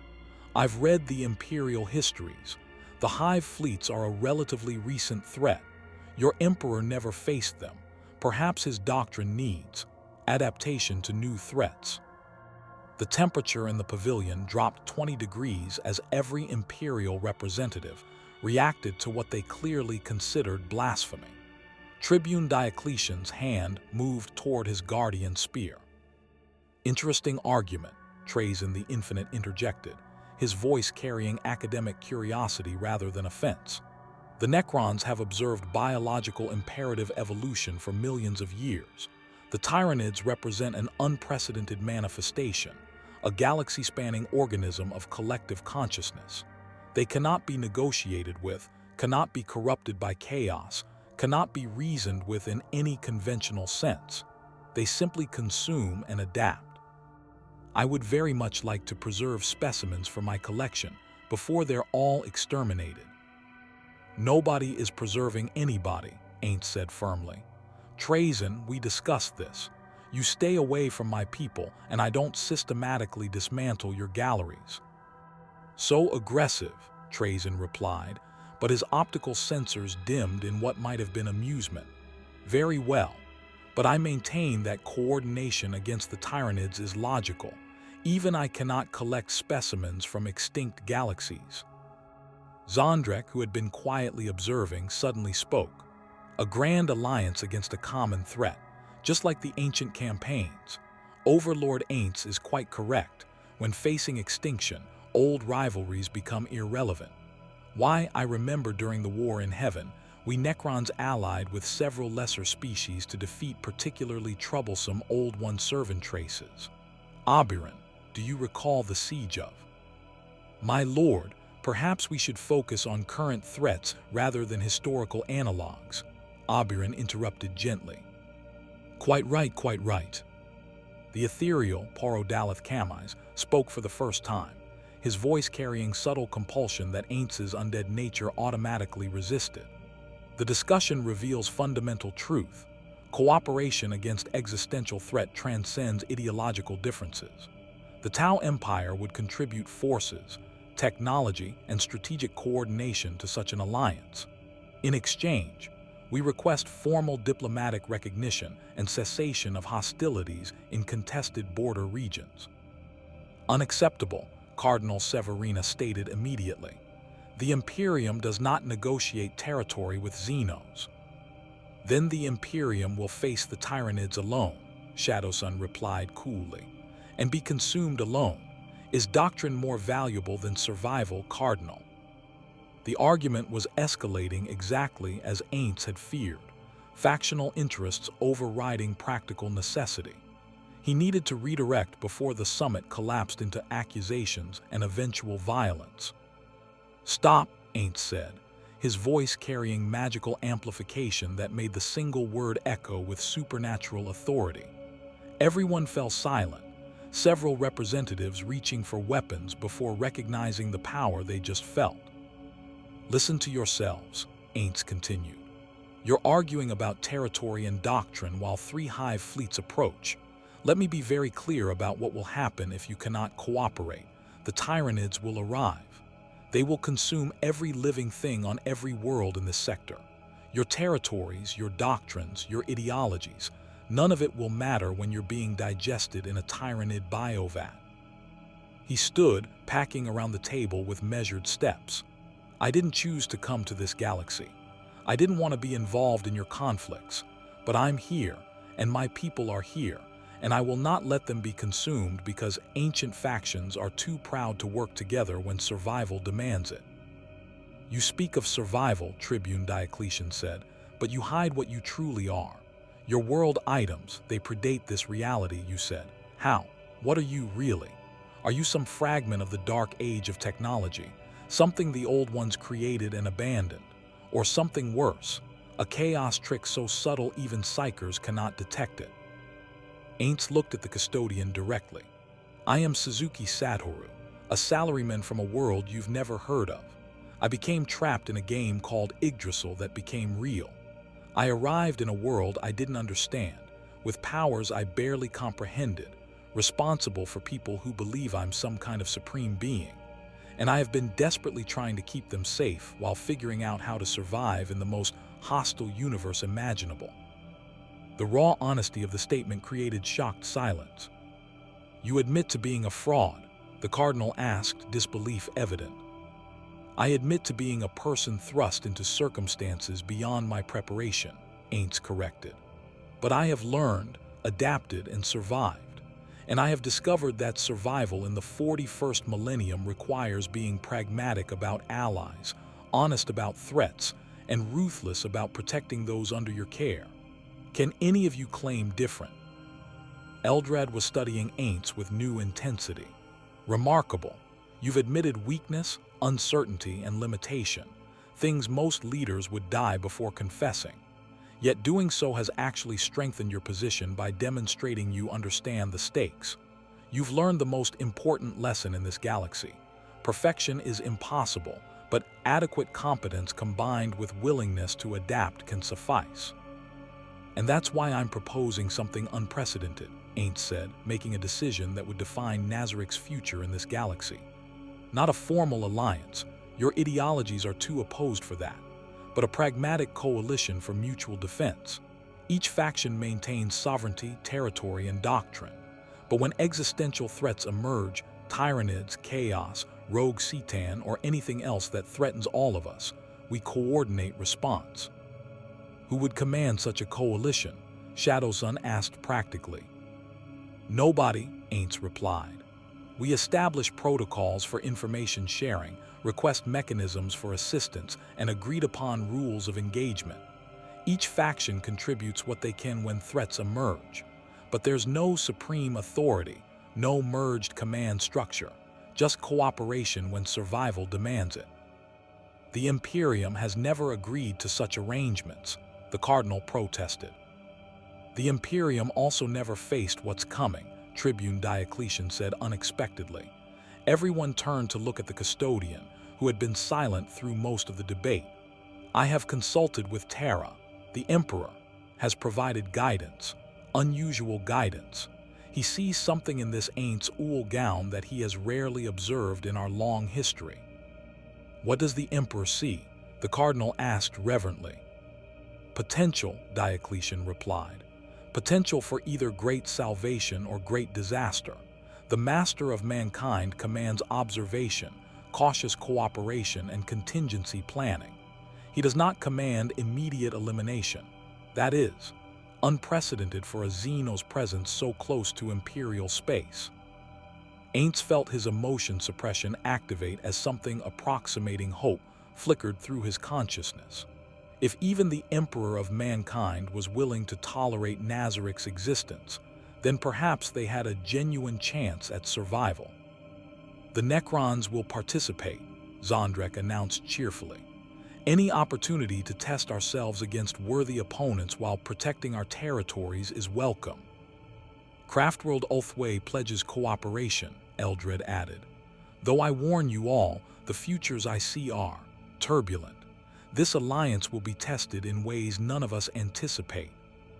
The Tau Empire will contribute forces and technology, Porodalith Kamai said, though his expression suggested he was already calculating how to turn temporary cooperation into permanent greater good integration. The various imperial representatives conferred quietly, decades of bureaucratic procedure somehow condensed into 30 seconds of whispered debate. Finally, Cardinal Severina spoke. The Imperium will participate in information sharing and coordinated defense against Tyranid threats. But understand, this does not constitute formal alliance. The moment the existential crisis passes, traditional doctrine will resume. Good enough, AINZ said. Demiurge, transmit the draft protocols we prepared. The mental link activated, and moments later, hololithic displays appeared before each representative showing detailed frameworks for communication, threat assessment, resource coordination, and conflict resolution. Demiurge had spent days crafting the document, and it showed. Every clause had been carefully worded to avoid triggering ideological objections while establishing practical cooperation mechanisms. For 2 more hours, they debated details. The Tau wanted technology sharing agreements. The Imperium demanded guarantees against Xeno's expansion. The Necrons insisted on protocols regarding Tomb World territories. The Eldar pushed for recognition of Craftworld sovereignty. Each faction had legitimate concerns, and each compromise was hard-won. But gradually, impossibly, a framework emerged. The summit was concluding, not with friendship or trust, but with reluctant acknowledgement that cooperation served everyone's interests better than immediate conflict. Then the alarm started. Every faction's detection systems activated simultaneously. Augur arrays, psychic divination, Necron scanners, all registering the same thing. Warp space ruptures, massive ones, multiple vectors. And through those ruptures, something was coming. Demiurge's mental voice carried urgency. AINZ Sama were detecting over 30 separate warp space breaches in near-orbital space. Identifications coming through now. Chaos Fleet, significant strength. Lead vessel registers as, oh no, oh no, no, no. What is it? AINZ demanded. It's a Gloriana-class battleship, pre-heresy construction. Only the traitor legions possess such vessels. and this one is broadcasting identification codes from the Black Legion. AINZ OOAL, ABADDON the Despoiler, has arrived, and he's brought enough force to crack this world like an egg. The pavilion erupted into activity. Every representative was receiving similar reports, and the expressions ranged from grim determination to barely suppressed panic. Tribune Diocletian activated Vox communications to his forces. All custods to battle stations. Priority Alpha Omega. The Warmaster's chosen has come to this sector. We will not allow another Cadia. Commander Shadowsun was coordinating with her fleet. All Hammerhead squadrons deploy screening formations.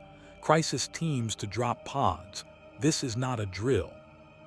Eldrad simply closed his eyes, communing with his Farseers, then spoke quietly. It's worse than the Tyranids. Abaddon doesn't want to conquer this world. He wants to destroy Nazarick specifically, because you imprisoned a Cetan shard, because you've proven that beings from outside this reality can defy chaos. You've become symbolic, AINZ OOAL gown. And chaos cannot tolerate symbols of resistance. AINZ felt the weight of that revelation settle on him. He'd wanted to keep Nazarick safe, isolated, uninvolved in the galaxy's greater conflicts. Instead, through a series of desperate survival decisions, he'd become exactly what he'd feared, a target that every major power wanted to either claim or destroy. How long until they're in firing range? He asked Demiurge. 17 minutes. AINZ OOAL, we need to evacuate the summit attendees and prepare full defensive. No, AINZ interrupted. No evacuation, not yet. He looked around at the assembled representatives. Imperium, Tau, Eldar, Necrons, all of whom were preparing to defend their own forces and let Nazarick face Abaddon alone. You wanted to know if cooperation was possible, AINZ said into the tense silence. Here's your answer. In 17 minutes, the Despoiler arrives with enough force to destroy everything we've built here. We can face him separately, fractured and vulnerable. Or... He let the word hang. Tribune Diocletian understood first. You're proposing we defend Nazarick, together, as a demonstration of this coalition's viability. I'm proposing we defend this world, AINZ corrected. Nazarick is here, yes. But so are Imperial citizens, Tau observers, Necron tomb complexes, and Eldar webway access points. If Abaddon wins, he destroys all of it. If we win together, we prove that cooperation isn't just possible, it's superior to isolation. The Custodes do not coordinate with Xenos, Diocletian said, but his tone carried less certainty than his words. Then the Custodes will fight alone and possibly die alone, AINZ replied. Your choice, Tribune. Die for doctrine or survive through adaptation. I know which one the Emperor would prefer. He's been adapting for 10,000 years on that golden throne. It was a calculated gamble, invoking the Emperor's suffering to justify pragmatism. It could offend the Custodian so deeply that he'd attack AINZ immediately. Or, the Emperor endures, Diocletian said slowly. And his endurance requires that his servants also endure. Very well, Overlord AINZ. The Adeptus Custodes will coordinate defensive operations with your coalition. But understand, if this is a trick, if chaos has somehow corrupted you without our detection, I will personally ensure your absolute destruction. Fair enough, AINZ replied. Now, we have 16 minutes to coordinate a multi-faction defense against the most dangerous Chaos Lord since Horus himself. Suggestions? The debate that followed was chaotic, brilliant, and terrifying. Warriors and strategists from 6 factions, who should have been trying to kill each other, instead hammered out a defensive strategy that leveraged each force's unique capabilities. Necrons would provide heavy weapons platform and Gauss suppression fields. Eldar would use webway gates for rapid redeployment and Wraithguard for heavy infantry. Tau would deploy XV-1, 4 Riptide battlesuits and Hammerhead gunships for armored support. Imperium would commit Custodes as elite shock troops and provide orbital fire support from the Eternal Vigil asterisk. Nazarick would deploy Floor Guardians, Undead Legions, and AINZ himself as strategic assets. It was insane. It was unprecedented. It was absolutely their only chance. ABADDON the Despoiler was about to learn that the 41st millennium had developed a new variable, one that didn't fit neatly into the Imperium versus Chaos dichotomy that had defined 10,000 years of warfare. Nazarick had brought cooperation to a galaxy that had forgotten such things were possible. Now they just had to survive long enough to prove it mattered. The vengeful spirit's shadow fell across Vornak IV like a tombstone marking the world's impending grave. ABADDON the Despoiler stood on the bridge of his flagship, the ancient Gloriana-class battleship that had once belonged to Horus himself, and studied the tactical displays with the patience of someone who had orchestrated planetary annihilations for 10,000 years. His Terminator armor, the black plate inscribed with the names of worlds he'd destroyed, hummed with barely contained power. The talon of Horus, the lightning claw that had slain countless heroes, flexed unconsciously as he contemplated the unusual readings before him. "Explain," he commanded, his voice carrying the authority of the Warmaster's chosen heir. His dark apostle, a former word-bearer named Malachar Truthbane, consulted corrupted data slates with trembling hands. "Warmaster, the energy signatures from the planet's surface are contradictory. We detect Necron tomb world activation, Eldar webway resonance, Tau technological emissions, Imperial Vox traffic, and something else. Something that registers as neither warp-touched nor entirely mundane. The anomaly that the gods themselves have taken interest in." "Nazarick," ABADDON said, tasting the word. "The tomb that exists outside fate, the overlord who imprisons Cetan shards and defies the ruinous powers. The Four have decreed that such an anomaly cannot be permitted to endure. We will scour this world clean and present the ashes to the gods as offering." "Warmaster," his fleet master interjected cautiously, "augur readings indicate significant defensive preparations. Multiple factions appear to be coordinating." "Impossible," ABADDON interrupted. "The Imperium does not coordinate with Xenos. You're misreading scattered defensive responses." "With respect, Warmaster, the tactical coordination is too precise to be coincidental. They're establishing overlapping fields of fire, unified communication protocols, and synchronized deployment patterns. It appears that—" The fleet master's words were cut off by a lance strike that tore through the asterisk vengeful spirit's asterisk void shields and carved a molten trench across the upper hull. The battleship shuddered, and Klaxons immediately began screaming. "Who dares?" ABADDON roared. On Vornak IV's surface, AINZ stood in Nazarick's primary command center, a hastily expanded chamber that now hosted representatives from every faction in the coalition, their communication systems jury-rigged into a functional network that Demiurge had somehow made operate despite using 6 different technological and mystical paradigms. "Direct hit on the lead battleship," the Tau Firecast commander reported with satisfaction. "Hammerhead railgun platforms achieved firing solution. Shields penetrated but insufficient damage for kill. Recommend follow-up strikes." "Negative," Tribune Diocletian countermanded. "We need to draw them into engagement range where our ground forces have advantage. Orbital bombardment will devastate our positions. Let them come to us." "The custodian is correct," Eldrad added, his consciousness split between the material realm and divination of possible futures. "ABADDON will not accept the insult of being struck first.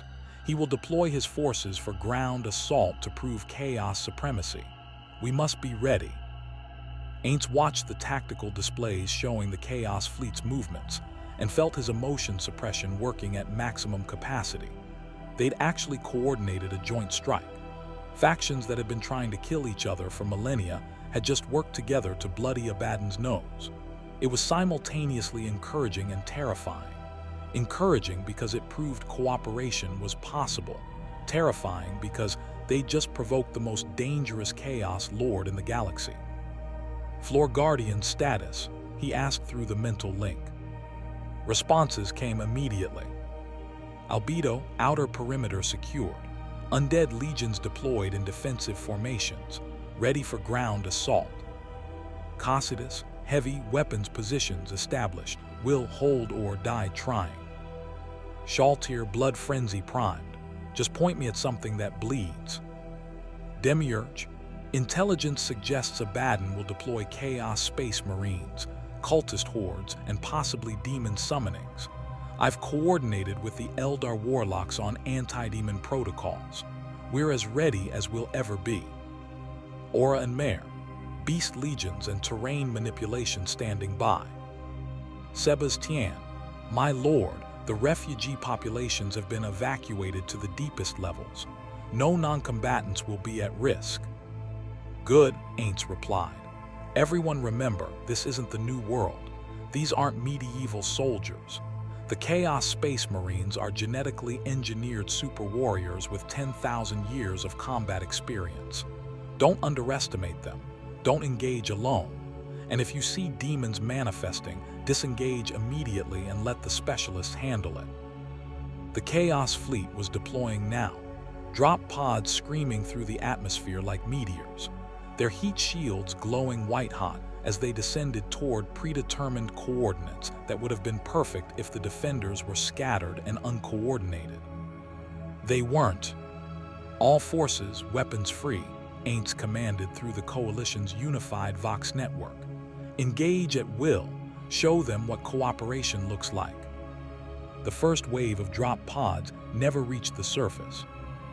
Necron Gauss weapons, firing from concealed tomb positions, intercepted dozens of pods in mid-descent. The molecular disintegration beams turned reinforced ceramite to fundamental particles, and the Chaos Marines inside never had time to scream.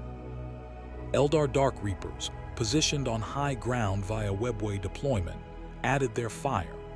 Reaper launchers sent guided missiles through the defensive fire, each warhead configured to detonate in proximity to drop pods and shred them with fragmentation. Tau Crisis suits, using their jetpacks for rapid repositioning, provided mobile fire support. Fusion blasters and plasma rifles carved through the few pods that made it past the initial defensive screen. And when some pods actually reached the ground, they found themselves landing in what Nazarick had turned into elaborate kill zones. The first Chaos Space Marines to deploy were from the Black Legion, elite veterans who had fought since the heresy itself. They emerged from their pods with bolters firing, expecting scattered resistance they could overwhelm through shock and awe.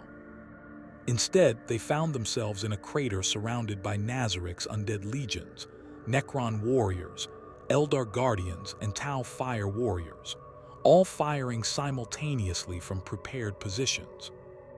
The Chaos Marines were good. They were phenomenally good. Their power armor absorbed hits that would have killed normal humans.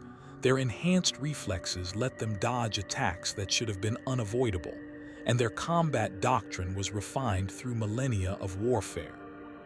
But they were outnumbered 5-1, and caught in a crossfire that utilized technologies and tactics from 6 different civilizations. They lasted 47 seconds. Aboard the Vengeful Spirit, ABADDON watched the tactical displays with growing fury as his first wave was systematically annihilated. This is impossible. Coordinate assault on this scale requires unified command, integrated systems, years of joint training. They've known each other for days at most. The anomaly, Malachar said quietly. This AINZ OOAL gown. He's somehow accomplished what 10,000 years of Imperium politics could not. He's made enemies cooperate. Then I will kill him first, ABADDON decided. Summon the Chosen. We deploy personally, and invoke the rites call forth the Neverborn.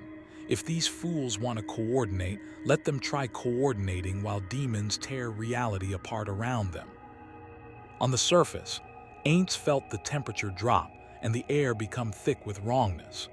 His magical senses screamed warnings as the warp began bleeding through into real space at multiple points across the battlefield. "Demon manifestation imminent," Eldred shouted through the Vox network. "All Psychers begin containment protocols. Warlocks with me." The sky tore open in 8 locations simultaneously, and through those wounds in reality, the Neverborn came. Bloodlitters of Khorne, their brass blades hungry for skulls. Plague bearers of Nurgle, their diseased forms spreading contagion with every step. Horrors of Tzinch, their reality-bending magic warping the battlefield. Demonettes of Slaanesh, their impossible beauty masking lethal intent. And leading them, a greater demon from each of the 4 gods, a bloodthirster, a great unclean one, a lord of change, and a keeper of secrets. "Oh, for fuck's sake," AINZ muttered, his emotion suppression failing momentarily. "Can't these chaos gods take a hint? I'm not interested." "Focus, AINZ Sama," Demiurge's mental voice cut through his panic. "We planned for this. Eldar handle anti-demon protocols. Necrons target material assets.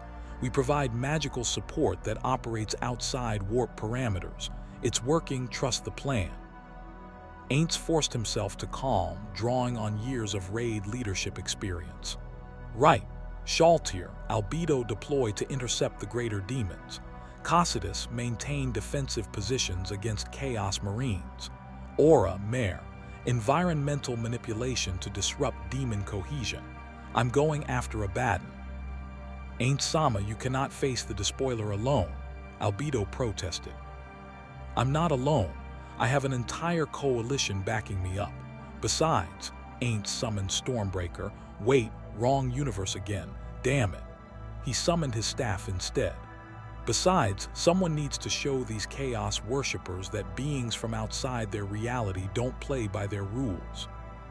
He teleported directly into the fiercest fighting, materializing 50 meters from where a bloodthirster was carving through a combined force of Imperial Guards and Tau Fire Warriors. The greater demon noticed him immediately, its brass collar of Khorne pulsing with rage. "Skull for the Skull Throne," it bellowed, charging with speed that should have been impossible for something 12 feet tall. "Grasp Heart," AINZ cast. The spell activated. The bloodthirster, a being of pure warp energy given material form, should have been immune. It didn't have a physical heart to grasp, but AINZ's magic operated on different principles. It didn't target the demon's physical form, but the conceptual existence that allowed it to manifest. The bloodthirster's charge faltered. For just a moment, its connection to the warp wavered as Yggdrasil magic declared it dead, according to rules the warp didn't recognize. The moment was enough. Eldar warlocks, coordinating with AINZ's assault, channeled their psychic power into banishment rituals. The bloodthirster screamed as it was forcibly returned to the warp, its material form dissolving. Did that undead just banish a greater demon with a mid-tier spell? One of the warlocks asked in disbelief. "Focus," Eldred commanded. 3 more greater demons remain. Coordinate with the anomaly. His magic disrupts their manifestation enough for our banishments to work. A pattern emerged across the battlefield. AINZ would target greater demons with instant death magic that shouldn't work but did, creating momentary disruption. The Eldar would exploit those disruptions with banishment rituals. The Necrons provided suppressing fire to keep lesser demons from interfering. The Tau offered mobile fire support. The Imperial forces held defensive lines. It was working. It shouldn't have worked. 6 factions that had never coordinated before, using incompatible technologies and philosophies, somehow functioning as a unified force. But Demiurge had planned meticulously. Eldrad had foreseen optimal deployment patterns, and Nazarick, in his own confused way, had provided tactical insights from millions of years of warfare. And most importantly, everyone was too busy trying not to die to let ideological differences interfere with survival. Then Abaddon himself descended. The Warmaster of Chaos deployed via Dreadclaw drop pod, his personal Terminator guard accompanying him. The moment his boots hit the ground, reality seemed to bend around him, not from psychic power, but from sheer presence. This was a being who had fought for 10,000 years, who had led 13 Black Crusades against the Imperium, who wore armor that had been blessed by all 4 Chaos gods.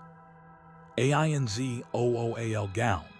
Abaddon's voice carried across the battlefield, cutting through weapons fire and screaming demons. Face me if you dare. Let us see if your defiance has substance, or if you are merely another pretender who will kneel before chaos. AINZ looked at the towering figure of Abaddon, 8 feet tall in Terminator armor, radiating power that made even his enhanced senses recoil. This was it, the moment that would define everything. He could run, teleport away, let the Coalition handle Abaddon while he coordinated from safety. It would be the smart play, the logical strategy. But Nazarick didn't survive on smart plays alone. Sometimes, you had to make a statement. "Albedo, you have command," AINZ said through the mental link. "If I fall, complete the defensive protocol and evacuate all Nazarick personnel. No heroic last stands. Survival is the priority." "AINZ-sama, that's an order." He walked forward, his undead form somehow seeming to grow larger, more imposing, as he crossed the battlefield toward where Abaddon waited. The fighting around them died down. Even demons and Chaos Marines recognized that something significant was about to occur. "So you do have courage," Abaddon said as AINZ approached. "Foolish courage, but courage nonetheless. You've accomplished the impossible. Xenos made disparate factions cooperate. But do you understand what you face? I am the chosen of the 4. I have broken worlds and slain demigods. What are you compared to that?" "I'm someone who's very tired of cosmic entities thinking their age and power entitle them to whatever they want," AINZ replied. "First Chaos gods tried to recruit me. Then a Cetan tried to consume me. Now you're here to destroy me because I represent. What exactly? The possibility that beings can exist outside your paradigm." "You represent hope," Abaddon said, and his tone carried something that might have been respect.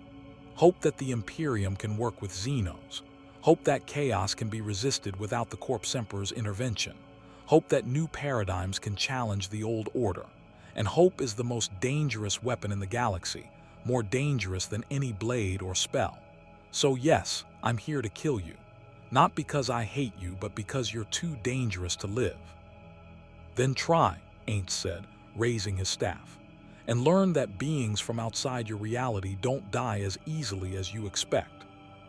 They clashed in the center of the battlefield, and the fight that followed would be analyzed by tactical scholars for decades. Abaddon fought with 10,000 years of experience, every strike calculated to exploit weaknesses, every movement economical and precise. The talon of Horus carved through space where AINZ had been moments before. Drachnian, the demon sword he carried, sought to sever AINZ's connection to existence itself. But AINZ had something Abaddon didn't expect, meta-knowledge of combat mechanics refined through decades of gaming, applied with genuine stakes. He fought not like a warrior, but like a min-maxed player who understood that victory came from exploiting systems. Perfect Warrior transformed him into peak combat form. Delay Magic let him prepare spells triggered by specific conditions. Body of Effulgent Barrel provided magical armor that absorbed the first 7 hits. Greater Teleportation let him reposition mid-combat. And most importantly, he fought smart, not fair. When Abaddon pressed the attack, AINZ retreated through teleportation. When Abaddon used ranged attacks, AINZ responded with instant death spells that didn't kill the Warmaster but disrupted his chaos blessings enough to create openings. When Abaddon adapted to one strategy, AINZ switched to another. It was infuriating for Abaddon, liberating for AINZ, and absolutely enthralling for everyone watching. "You fight like a coward," Abaddon roared after the 7th time. AINZ teleported away from a killing blow. "I fight to win," AINZ corrected. "There's a difference. You're stronger, faster, more experienced. Fighting you on your terms would be stupid, so I fight on mine." He activated his trump card, a combination he'd been preparing since the fight began. The goal of all life is death, plus Cry of the Banshee. The super tier instant death spell, enhanced to bypass all immunities and resistances, erupted across the battlefield. Every living and unliving thing within 200 meters experienced death itself reaching for them. Chaos Marines collapsed, their enhanced physiology overwhelmed. Lesser demons were banished instantly. The very air seemed to die, creating a momentary void of absolute silence. And Abaddon staggered. The Warmaster of Chaos didn't die. His blessings from all 4 gods protected him. But for the first time in millennia, he felt genuine mortality touch him. His armor cracked. His shields failed. Blood ran from his eyes as his body tried to process damage that should have been impossible. What are you?" he gasped. "I'm AINZ OOAL, AINZ replied, advancing with staff raised. "And I'm done being threatened by this galaxy's powers. You want to destroy me because I represent hope? Fine. Then I'll give everyone hope that even the Despoiler can bleed." He cast Reality Slash, and the attack carved through Abaddon's Terminator armor, drawing actual blood from the Warmaster. The battlefield fell completely silent. Abaddon the Despoiler was bleeding. Retreat became rout as Chaos forces recognized their leader was mortal after all. "This isn't over," Abaddon said, his voice carrying promise of future vengeance. "You've won today, Anomaly, but I will return. And when I do, I'll bring the full might of the Black Legion. Enjoy your victory, it's temporary." He activated emergency teleportation, and his forces began withdrawing in discipline. Retreat that spoke of armies who'd fought countless losing battles and survived. The coalition had won. AINZ collapsed, his magical reserves completely exhausted, his body sustained only by undead nature. Albedo was there immediately, supporting him, while the floor guardians formed protective circle. Did we actually win?" he asked through the mental link. "We did, AINZ Sama," Demiurge replied, his voice carrying something that might have been awe. "You defeated Abaddon the Despoiler in single combat, made the Warmaster of Chaos retreat. AINZ Sama, you've just become the most significant military figure in this sector." "Wonderful," AINZ muttered. "I can't wait to see what fresh hell that brings." But as he looked around at the coalition forces, Imperial, Tau, Eldar, Necron, and Nazarick, who had fought and bled together, he felt something unexpected.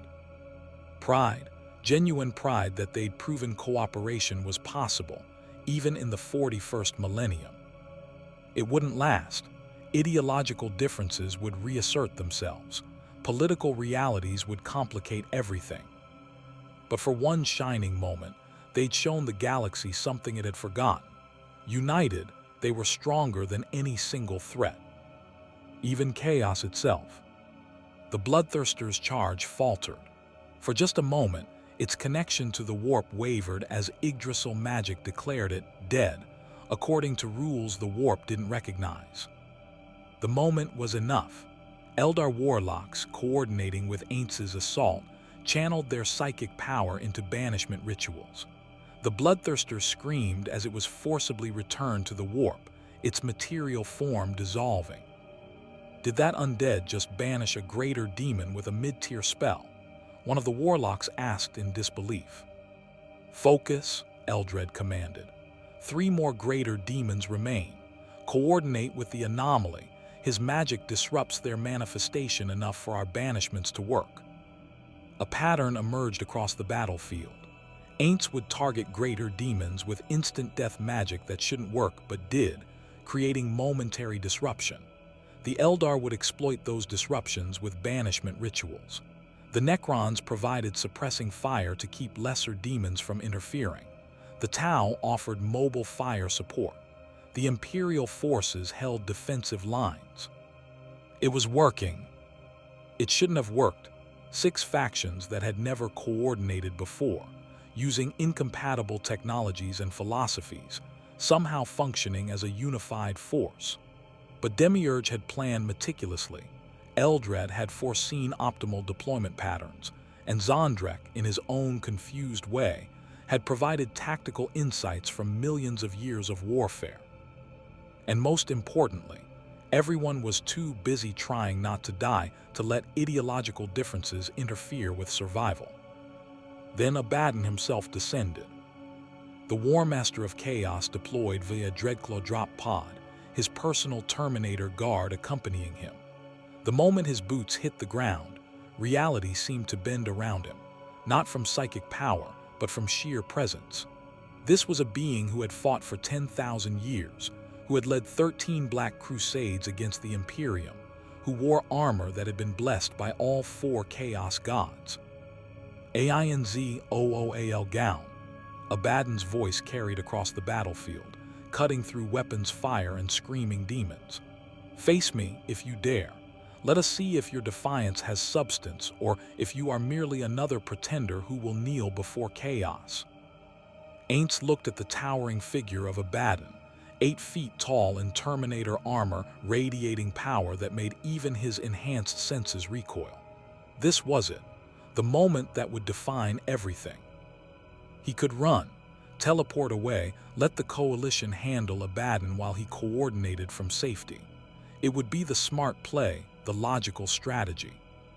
But Nazarick didn't survive on smart plays alone. Sometimes you had to make a statement. "Albedo, you have command," AINZ said through the mental link. "If I fall, complete the defensive protocol and evacuate all Nazarick personnel. No heroic last stands. Survival is the priority." "AINZ Sama." "That's in order."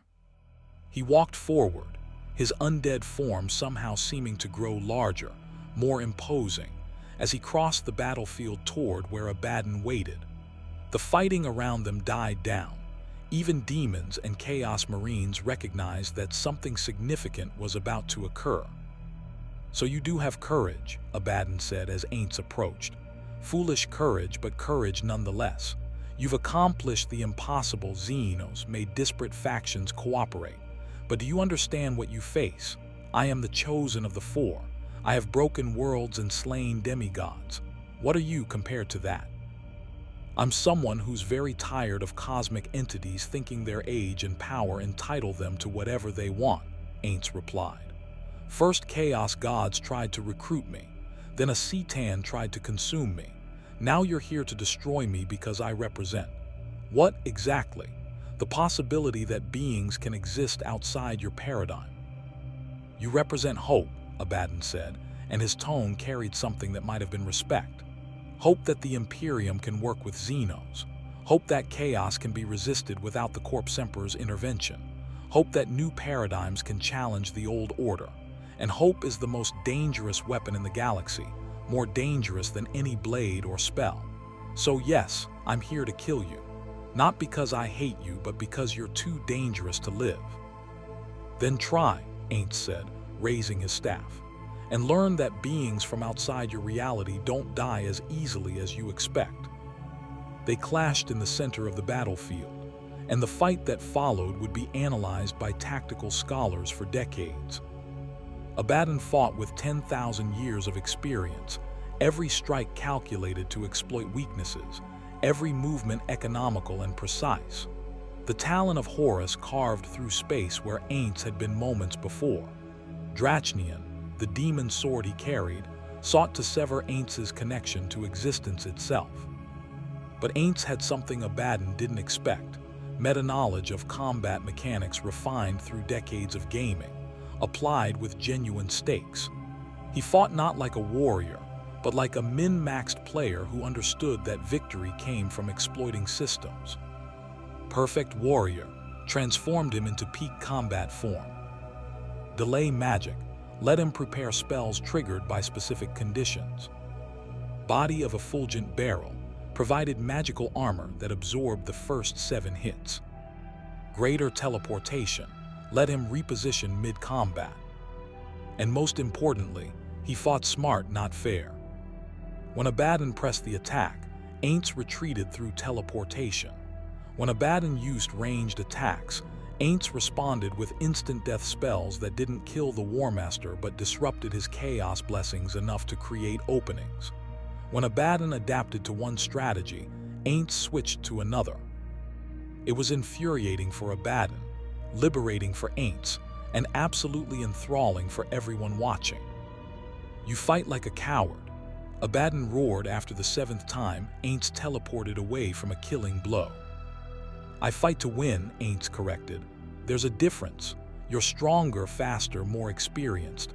Fighting you on your terms would be stupid, so I fight on mine." He activated his trump card, a combination he'd been preparing since the fight began. The goal of all life is death, plus Cry of the Banshee. The super-tier instant death spell, enhanced to bypass all immunities and resistances, erupted across the battlefield. Every living and unliving thing within 200 meters experienced death itself reaching for them. Chaos Marines collapsed, their enhanced physiology overwhelmed. Lesser demons were banished instantly. The very air seemed to die, creating a momentary void of absolute silence. And Abaddon staggered. The Warmaster of Chaos didn't die. His blessings from all 4 gods protected him. But for the first time in millennia, he felt genuine mortality touch him. His armor cracked. His shields failed. Blood ran from his eyes as his body tried to process damage that should have been impossible. "What are you?" he gasped. "I'm AINZ OOAL, AINZ replied, advancing with staff raised. "And I'm done being threatened by this galaxy's powers. You want to destroy me because I represent hope? Fine. Then I'll give everyone hope that even the Despoiler can bleed." He cast Reality Slash, and the attack carved through Abaddon's Terminator armor, drawing actual blood from the Warmaster. The battlefield fell completely silent. Abaddon the Despoiler was bleeding. Retreat became rout as Chaos forces recognized their leader was mortal after all. "This isn't over," Abaddon said, his voice carrying promise of future vengeance. "You've won today, Anomaly, but I will return. And when I do, I'll bring the full might of the Black Legion. Enjoy your victory, it's temporary." He activated emergency teleportation, and his forces began withdrawing in discipline.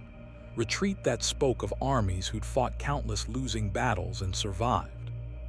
The coalition had won. AINZ collapsed, his magical reserves completely exhausted, his body sustained only by undead nature. Albedo was there immediately, supporting him, while the floor guardians formed protective circle. Did we actually win?" he asked through the mental link. "We did, AINZ-sama," Demiurge replied, his voice carrying something that might have been awe. "You defeated Abaddon the Despoiler in single combat, made the Warmaster of Chaos retreat. AINZ-sama, you've just become the most significant military figure in this sector." "Wonderful," AINZ muttered. "I can't wait to see what fresh hell that brings." But as he looked around at the coalition forces, Imperial, Tau, Eldar, Necron, and Nazarick, who had fought and bled together, he felt something unexpected. Pride, genuine pride that they'd proven cooperation was possible, even in the 41st millennium. It wouldn't last. Ideological differences would reassert themselves. Political realities would complicate everything. But for one shining moment, they'd shown the galaxy something it had forgotten. United, they were stronger than any single threat. Even chaos itself. The custodian departed, leaving AINZ to process that the God Emperor of mankind found him refreshing. His emotion suppression was working overtime. The following days were a blur of diplomatic activity that made AINZ deeply grateful for Demiurge's existence.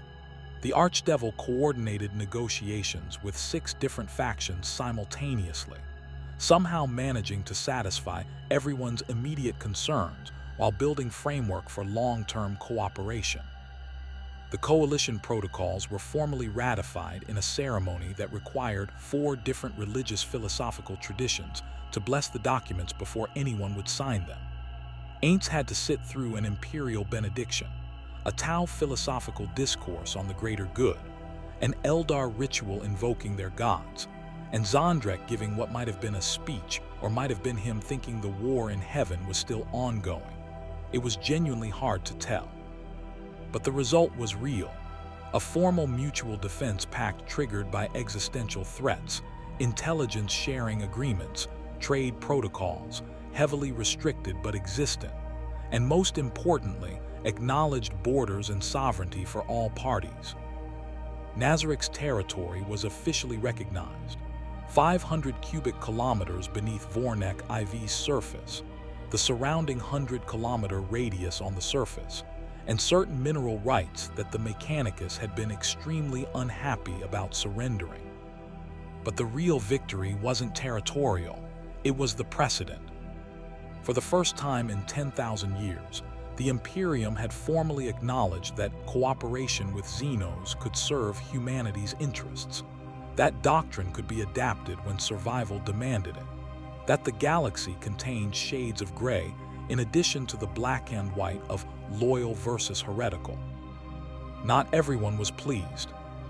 3 days after the ratification, AINZ received reports that a militant faction within the ecclesiarchy had declared Nazarick a tolerated heresy that true believers should oppose through non-violent means.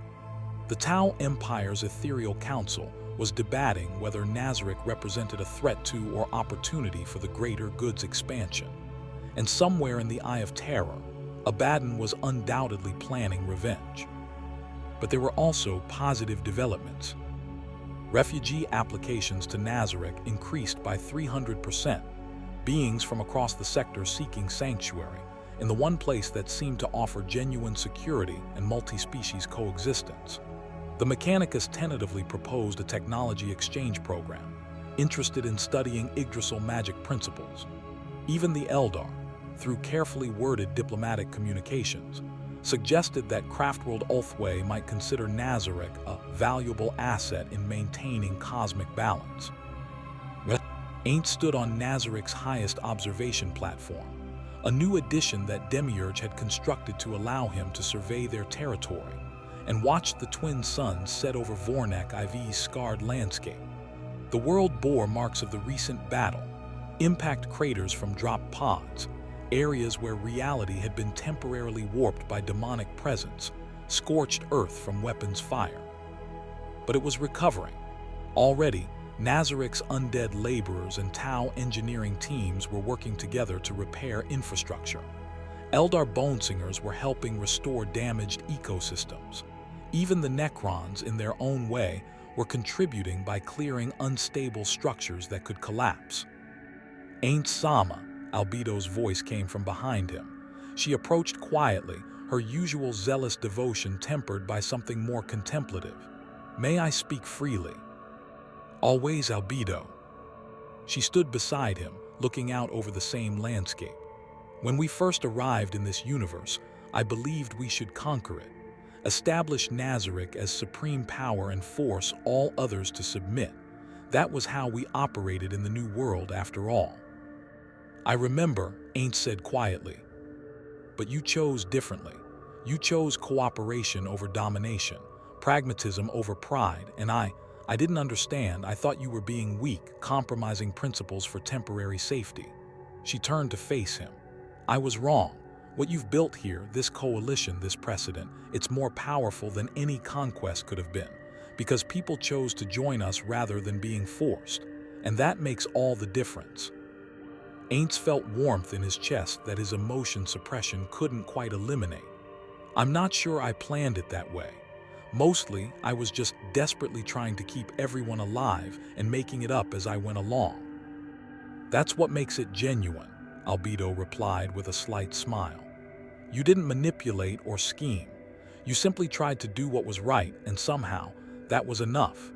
The galaxy is so steeped in cynicism and pragmatic cruelty that genuine attempts at cooperation seem revolutionary." "Maybe that's the real lesson," AINZ mused. In the grim darkness of the far future, simply being decent is an act of rebellion. They stood in comfortable silence for a moment. Then AINZ asked the question that had been nagging at him. "Albedo, do you think the others have figured it out? That I'm not actually the supreme genius they believe I am? That most of my plans are me desperately improvising and hoping things work out?" Albedo laughed, a genuine sound of amusement rather than her usual theatrical devotion. "AINZ-sama, we figured that out months ago. Demiurge, Sebas, Cocytus, all of us. We know you're not omniscient. We know you make mistakes. We know you're terrified half the time despite the perfect composure you maintain." AINZ felt his emotion suppression activate in mild panic. You knew, then why?" "Because it doesn't matter," Albedo interrupted gently. "You think we follow you because you're perfect. We follow you because despite your fear, despite your uncertainty, despite having no idea what you're doing half the time, you keep trying anyway. You face down chaos gods and despoilers and Cetan shards, all while internally panicking, and you still make decisions that somehow work out. That's more impressive than any amount of fake omniscience." "I don't know what to say to that." "You don't have to say anything. Just keep being who you are, Suzuki Satoru trying his best to be AINZ OOAL. That's enough." AINZ was saved from having to respond by Demiurge's arrival through a teleportation gate. The Archdevil looked exhausted as a demon could look, carrying multiple data slates and what appeared to be formal diplomatic correspondence. "AINZ-sama, I have the final casualty reports and resource assessments from the battle. Also, 3 new diplomatic situations that require your attention. A request from the Mechanicus for world item examination that I've already rejected, but they're being persistent about. And Trazyn sent another acquisition request that I'm 90% certain is sarcastic mockery, rather than genuine negotiation." "One day," AINZ muttered. "I'm going to have a boring day, just one. Is that too much to ask?" "In the 41st millennium," Demiurge replied with a slight smile. "Yes, AINZ-sama, that is far too much to ask." "Right, what are the casualty numbers?" Demiurge consulted his data slates. Surprisingly light, all things considered. Nazarick lost 237 undead laborers, 3 elder liches, and approximately 40% of our summoned creature reserves. All replaceable through resurrection and resummoning. No floor guardian casualties, though Cocytus sustained moderate damage that will take a week to fully repair. And our coalition partners. Imperial forces, 173 confirmed dead, mostly guard regiments who held defensive positions against Chaos Marine assaults. The Custodes took no casualties, unsurprisingly. Tau forces, 87 casualties, primarily fire warriors and 1 crisis suit team. Eldar, 23 confirmed, mostly guardians. The warlocks and harlequins survived intact. Necrons, no permanent casualties, though several dozen warriors will need extended regeneration cycles. AINZ did the mental math. Against Abaddon's Black Legion, they'd suffered less than 500 total casualties across all factions. In 40k terms, that was absurdly light. A typical Imperial victory against Chaos forces might cost tens of thousands of lives. "We won," AINZ said quietly. "We actually won without astronomical casualties. Cooperation saved thousands of lives that would have been lost if everyone fought separately." "Indeed," Demiurge agreed. "I've been modeling alternative scenarios. If Nazarick had faced Abaddon alone, our probability of survival was approximately 37%. If the coalition had not formed and each faction defended independently, projected casualties would have exceeded 20,000. Coordination reduced casualties by over 95%. The strategic value of this precedent cannot be overstated. Make sure that analysis gets distributed to all coalition members," AINZ ordered. "I want everyone to see concrete proof that cooperation works. Evidence might convince people who ideology won't reach." "Already prepared, AINZ-sama. I've created versions tailored to each faction's analytical preferences, statistical models for the Tau, historical precedent comparisons for the Imperium, probability matrices for the Eldar, and, well, Zondrek seemed happy when I framed it as a glorious victory worthy of ancient legends. AINZ allowed himself a small smile. You're frighteningly good at this, Demiurge. I was created to serve your interests, AINZ Sama. Manipulating complex political situations to Nazarick's advantage is simply fulfilling my design purpose. About that, AINZ said, making a decision he'd been contemplating for weeks. Demiurge, I'm formally nomming you Nazarick's Chancellor and Chief Diplomat. You've been doing the job already, might as well make it official. Demiurge's eyes widened fractionally. AINZ Sama, I am honored beyond measure. I swear upon my existence that I will not disappoint you. You haven't disappointed me yet.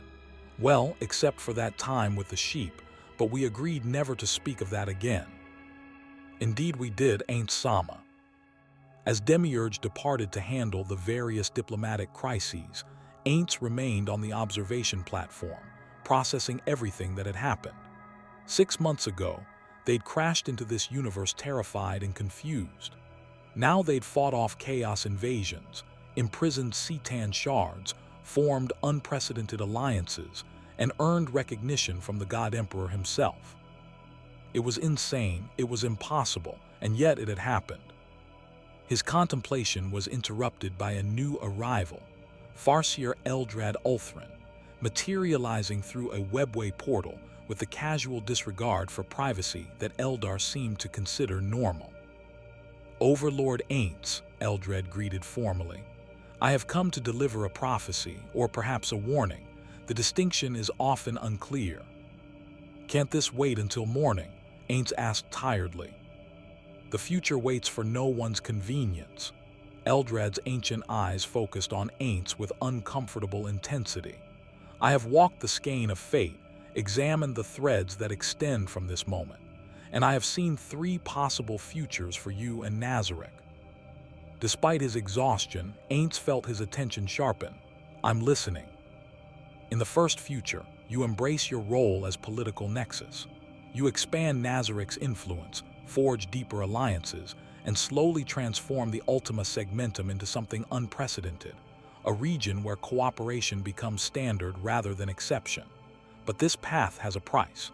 You will be forced to make compromises that betray your principles.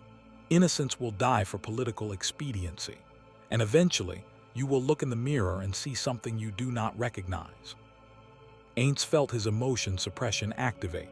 That future sounded uncomfortably plausible. In the second future, you reject politics entirely. You seal Nazarick, focus inward, and attempt to maintain isolation. This preserves your moral integrity but ensures eventual destruction. The galaxy does not permit neutrality. Forces will come, Tyranids, chaos, or simply ambitious Imperials seeking to claim your territory. And without allies, you will fall. Nazarick becomes a tomb in truth, and your name becomes a cautionary tale about the cost of isolationism. Also unpleasantly realistic. And the third future, AINZ asked. Eldred's expression became unreadable. In the third future, you do something I have never witnessed in 3,000 years of precognition. You find a middle path. You engage with the galaxy but refuse to compromise your fundamental principles. You build alliances but maintain independence. You accept necessary evils while fighting to minimize them. It is the most difficult path, requiring constant vigilance and impossible decisions. But it is also the only future where Nazarick survives with its soul intact. How do I achieve that? By remaining exactly who you are, Suzuki Satoru pretending to be AINZ OOAL. The tension between those two identities is what gives you perspective that natives of this universe lack. Never lose that tension. The moment you become comfortable with the cruelty this galaxy demands is the moment you begin walking toward the first future. Eldrad began fatting back into the webway. One more thing, the Tyranids will arrive in 4 months. 3 hive fleets just as I predicted. When they come, your coalition will face its greatest test. Win that battle and you establish cooperation as permanent fixture. Lose, and everything we've built becomes irrelevant. Prepare well, Overlord. The galaxy is watching to see if this grand experiment can endure. He vanished, leaving AINZ alone on the observation platform once more. 4 months. 4 months to prepare for 3 Tyranid hive fleets that could consume entire sectors. 4 months to solidify the coalition into something that could weather genuine existential threat. 4 months to figure out how to fight biology incarnate when their previous victories had been against enemies that could be reasoned with, intimidated, or strategically outmaneuvered. The Tyranids couldn't be reasoned with, couldn't be intimidated, couldn't be outmaneuvered in conventional sense because the hive mind adapted to every strategy. It would be their greatest challenge yet. But as AINZ looked out over Nazarick's territory, saw the mixed populations working together, remembered the impossible victory against ABADDON, he felt something unexpected. Not confidence, he wasn't that delusional, but something close to it. Determination maybe, or perhaps just stubborn refusal to accept defeat. They'd survived everything the 41st millennium had thrown at them so far. They'd accomplished things that should have been impossible. They'd made enemies cooperate and proven that beings from outside this reality could thrive despite the odds. The Tyranids would be different, harder, more dangerous. But they'd face them the same way they'd faced everything else, together, adapting and refusing to give up.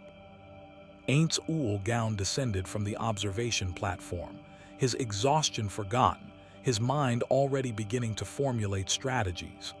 There was work to do, preparations to make, alliances to strengthen. The 41st millennium had tried to break Nazarick. Instead, Nazarick was slowly, impossibly, beginning to change the 41st millennium itself. And the real question wasn't whether they could survive. It was what they would become in the process. 4 months later, when the Tyranid hive fleets arrived as Eldrad had predicted, they found something unprecedented waiting for them. Not scattered, terrified populations ripe for consumption. Not isolated military forces fighting desperate holding actions. Instead, the Tyranids encountered a coordinated multi-species defense network that had been preparing for their arrival since the moment ABADDON's defeat proved cooperation could work. Necron Gauss weapons that could molecularly disassemble Tyranid bioforms. Eldar Wraithbone constructs immune to biological adaptation. Tau railguns configured for maximum penetration against chitinous armor. Imperial Guard regiments holding defensive lines with discipline born of 10,000 years of warfare. And at the center of it all, Nazarick, providing magical support that operated on principles the hive mind couldn't comprehend or counter. The Battle of Vornak IV lasted 3 weeks. The casualties were horrific, tens of thousands dead across all factions, entire regiments consumed, craftworlds damaged, tomb complexes breached. But the hive fleets were turned back, their advance halted, their biomass denied. And the galaxy noticed. Reports spread across the Imperium of the Vornak miracle, how Xenos and humans had fought side by side and achieved what should have been impossible. Some called it heresy, others called it necessary evolution, but none could deny the results. AINZ OOAL stood once more on his observation platform, watching reconstruction efforts. His territory had expanded, not through conquest, but through refugees and allies who chose to settle under Nazarick's protection. The Great Tomb was becoming something its creators never imagined, not just a fortress, but a beacon of possibility in a galaxy that had forgotten such things existed. "Do you ever regret it, AINZ Sama?" Albedo asked, standing beside him as she often did now. "Coming here, being trapped in this universe." AINZ considered the question carefully. "I miss my old life sometimes, the simplicity of it, the freedom to just log off when things got hard." He paused, watching a Tau engineer explain something to a Necron technician while an Imperial laborer and one of Nazarick's undead work together to move debris. But I think I've found something here I never had before. Purpose beyond just surviving. The chance to actually make a difference. You've made more than a difference, Demiurge said, arriving with his ever-present data slates. The Coalition protocols are being studied by Imperial strategists across 3 sectors. The Tau are incorporating multi-species cooperation models into their expansion doctrine. Even the Eldar admit, privately, that you've demonstrated something they'd forgotten was possible. Ain't Sama, you haven't just survived in the 41st millennium, you've changed it. Maybe, Aints replied. Or maybe we've just bought ourselves time before the next crisis. The Emperor knows there will be another one. There always is in this universe. Then we'll face it together, Albedo said simply, as we always have. Aints looked at his floor guardians, Albedo, Demiurge, and the others who had gathered. Beyond them, he could sense the broader network they'd built. Imperial allies who'd learned to trust Xenos when survival demanded it. Tau who'd discovered that the greater good could encompass beings they'd never imagined. Eldar who'd been reminded that even Mon Keith could surprise them. Necrons who'd found purpose beyond their ancient conflicts. It wasn't perfect. Tensions remained. Ideological differences hadn't disappeared. And darker forces, chaos, rival Necron dynasties, the Tyranid hive mind's inevitable return, waited for their moment. But for now, in this sector on this world, something unprecedented endured. Hope, cooperation, the radical notion that survival didn't require becoming monsters. Suzuki Satoru had been a nobody, a salaryman trapped in a corporate dystopia, escaping into a game. AINZ OOAL had been a character, a role-played overlord leading NPCs through digital adventures. But here, in the grim darkness of the 41st millennium, where there was only war, they had become something else entirely. A leader who admitted fear but fought anyway. A power who chose cooperation over domination. A symbol that even in the galaxy's darkest age, things could be different. The story of Nazarick in the 41st millennium was far from over. Greater challenges awaited, harder choices loomed, and somewhere in the vastness of space, enemies plotted their downfall. But they would face it all the same way they'd faced everything since arriving in this hostile universe, together, adapting, and refusing to surrender to the darkness. Because in the end, that was what made them dangerous. Not their power, not their magic, not even their unlikely alliances, but their stubborn, impossible, absolutely unshakable belief that even in a galaxy designed to crush hope, beings could choose to be better than the universe demanded. The 41st millennium would learn to fear that belief, and perhaps eventually to embrace it.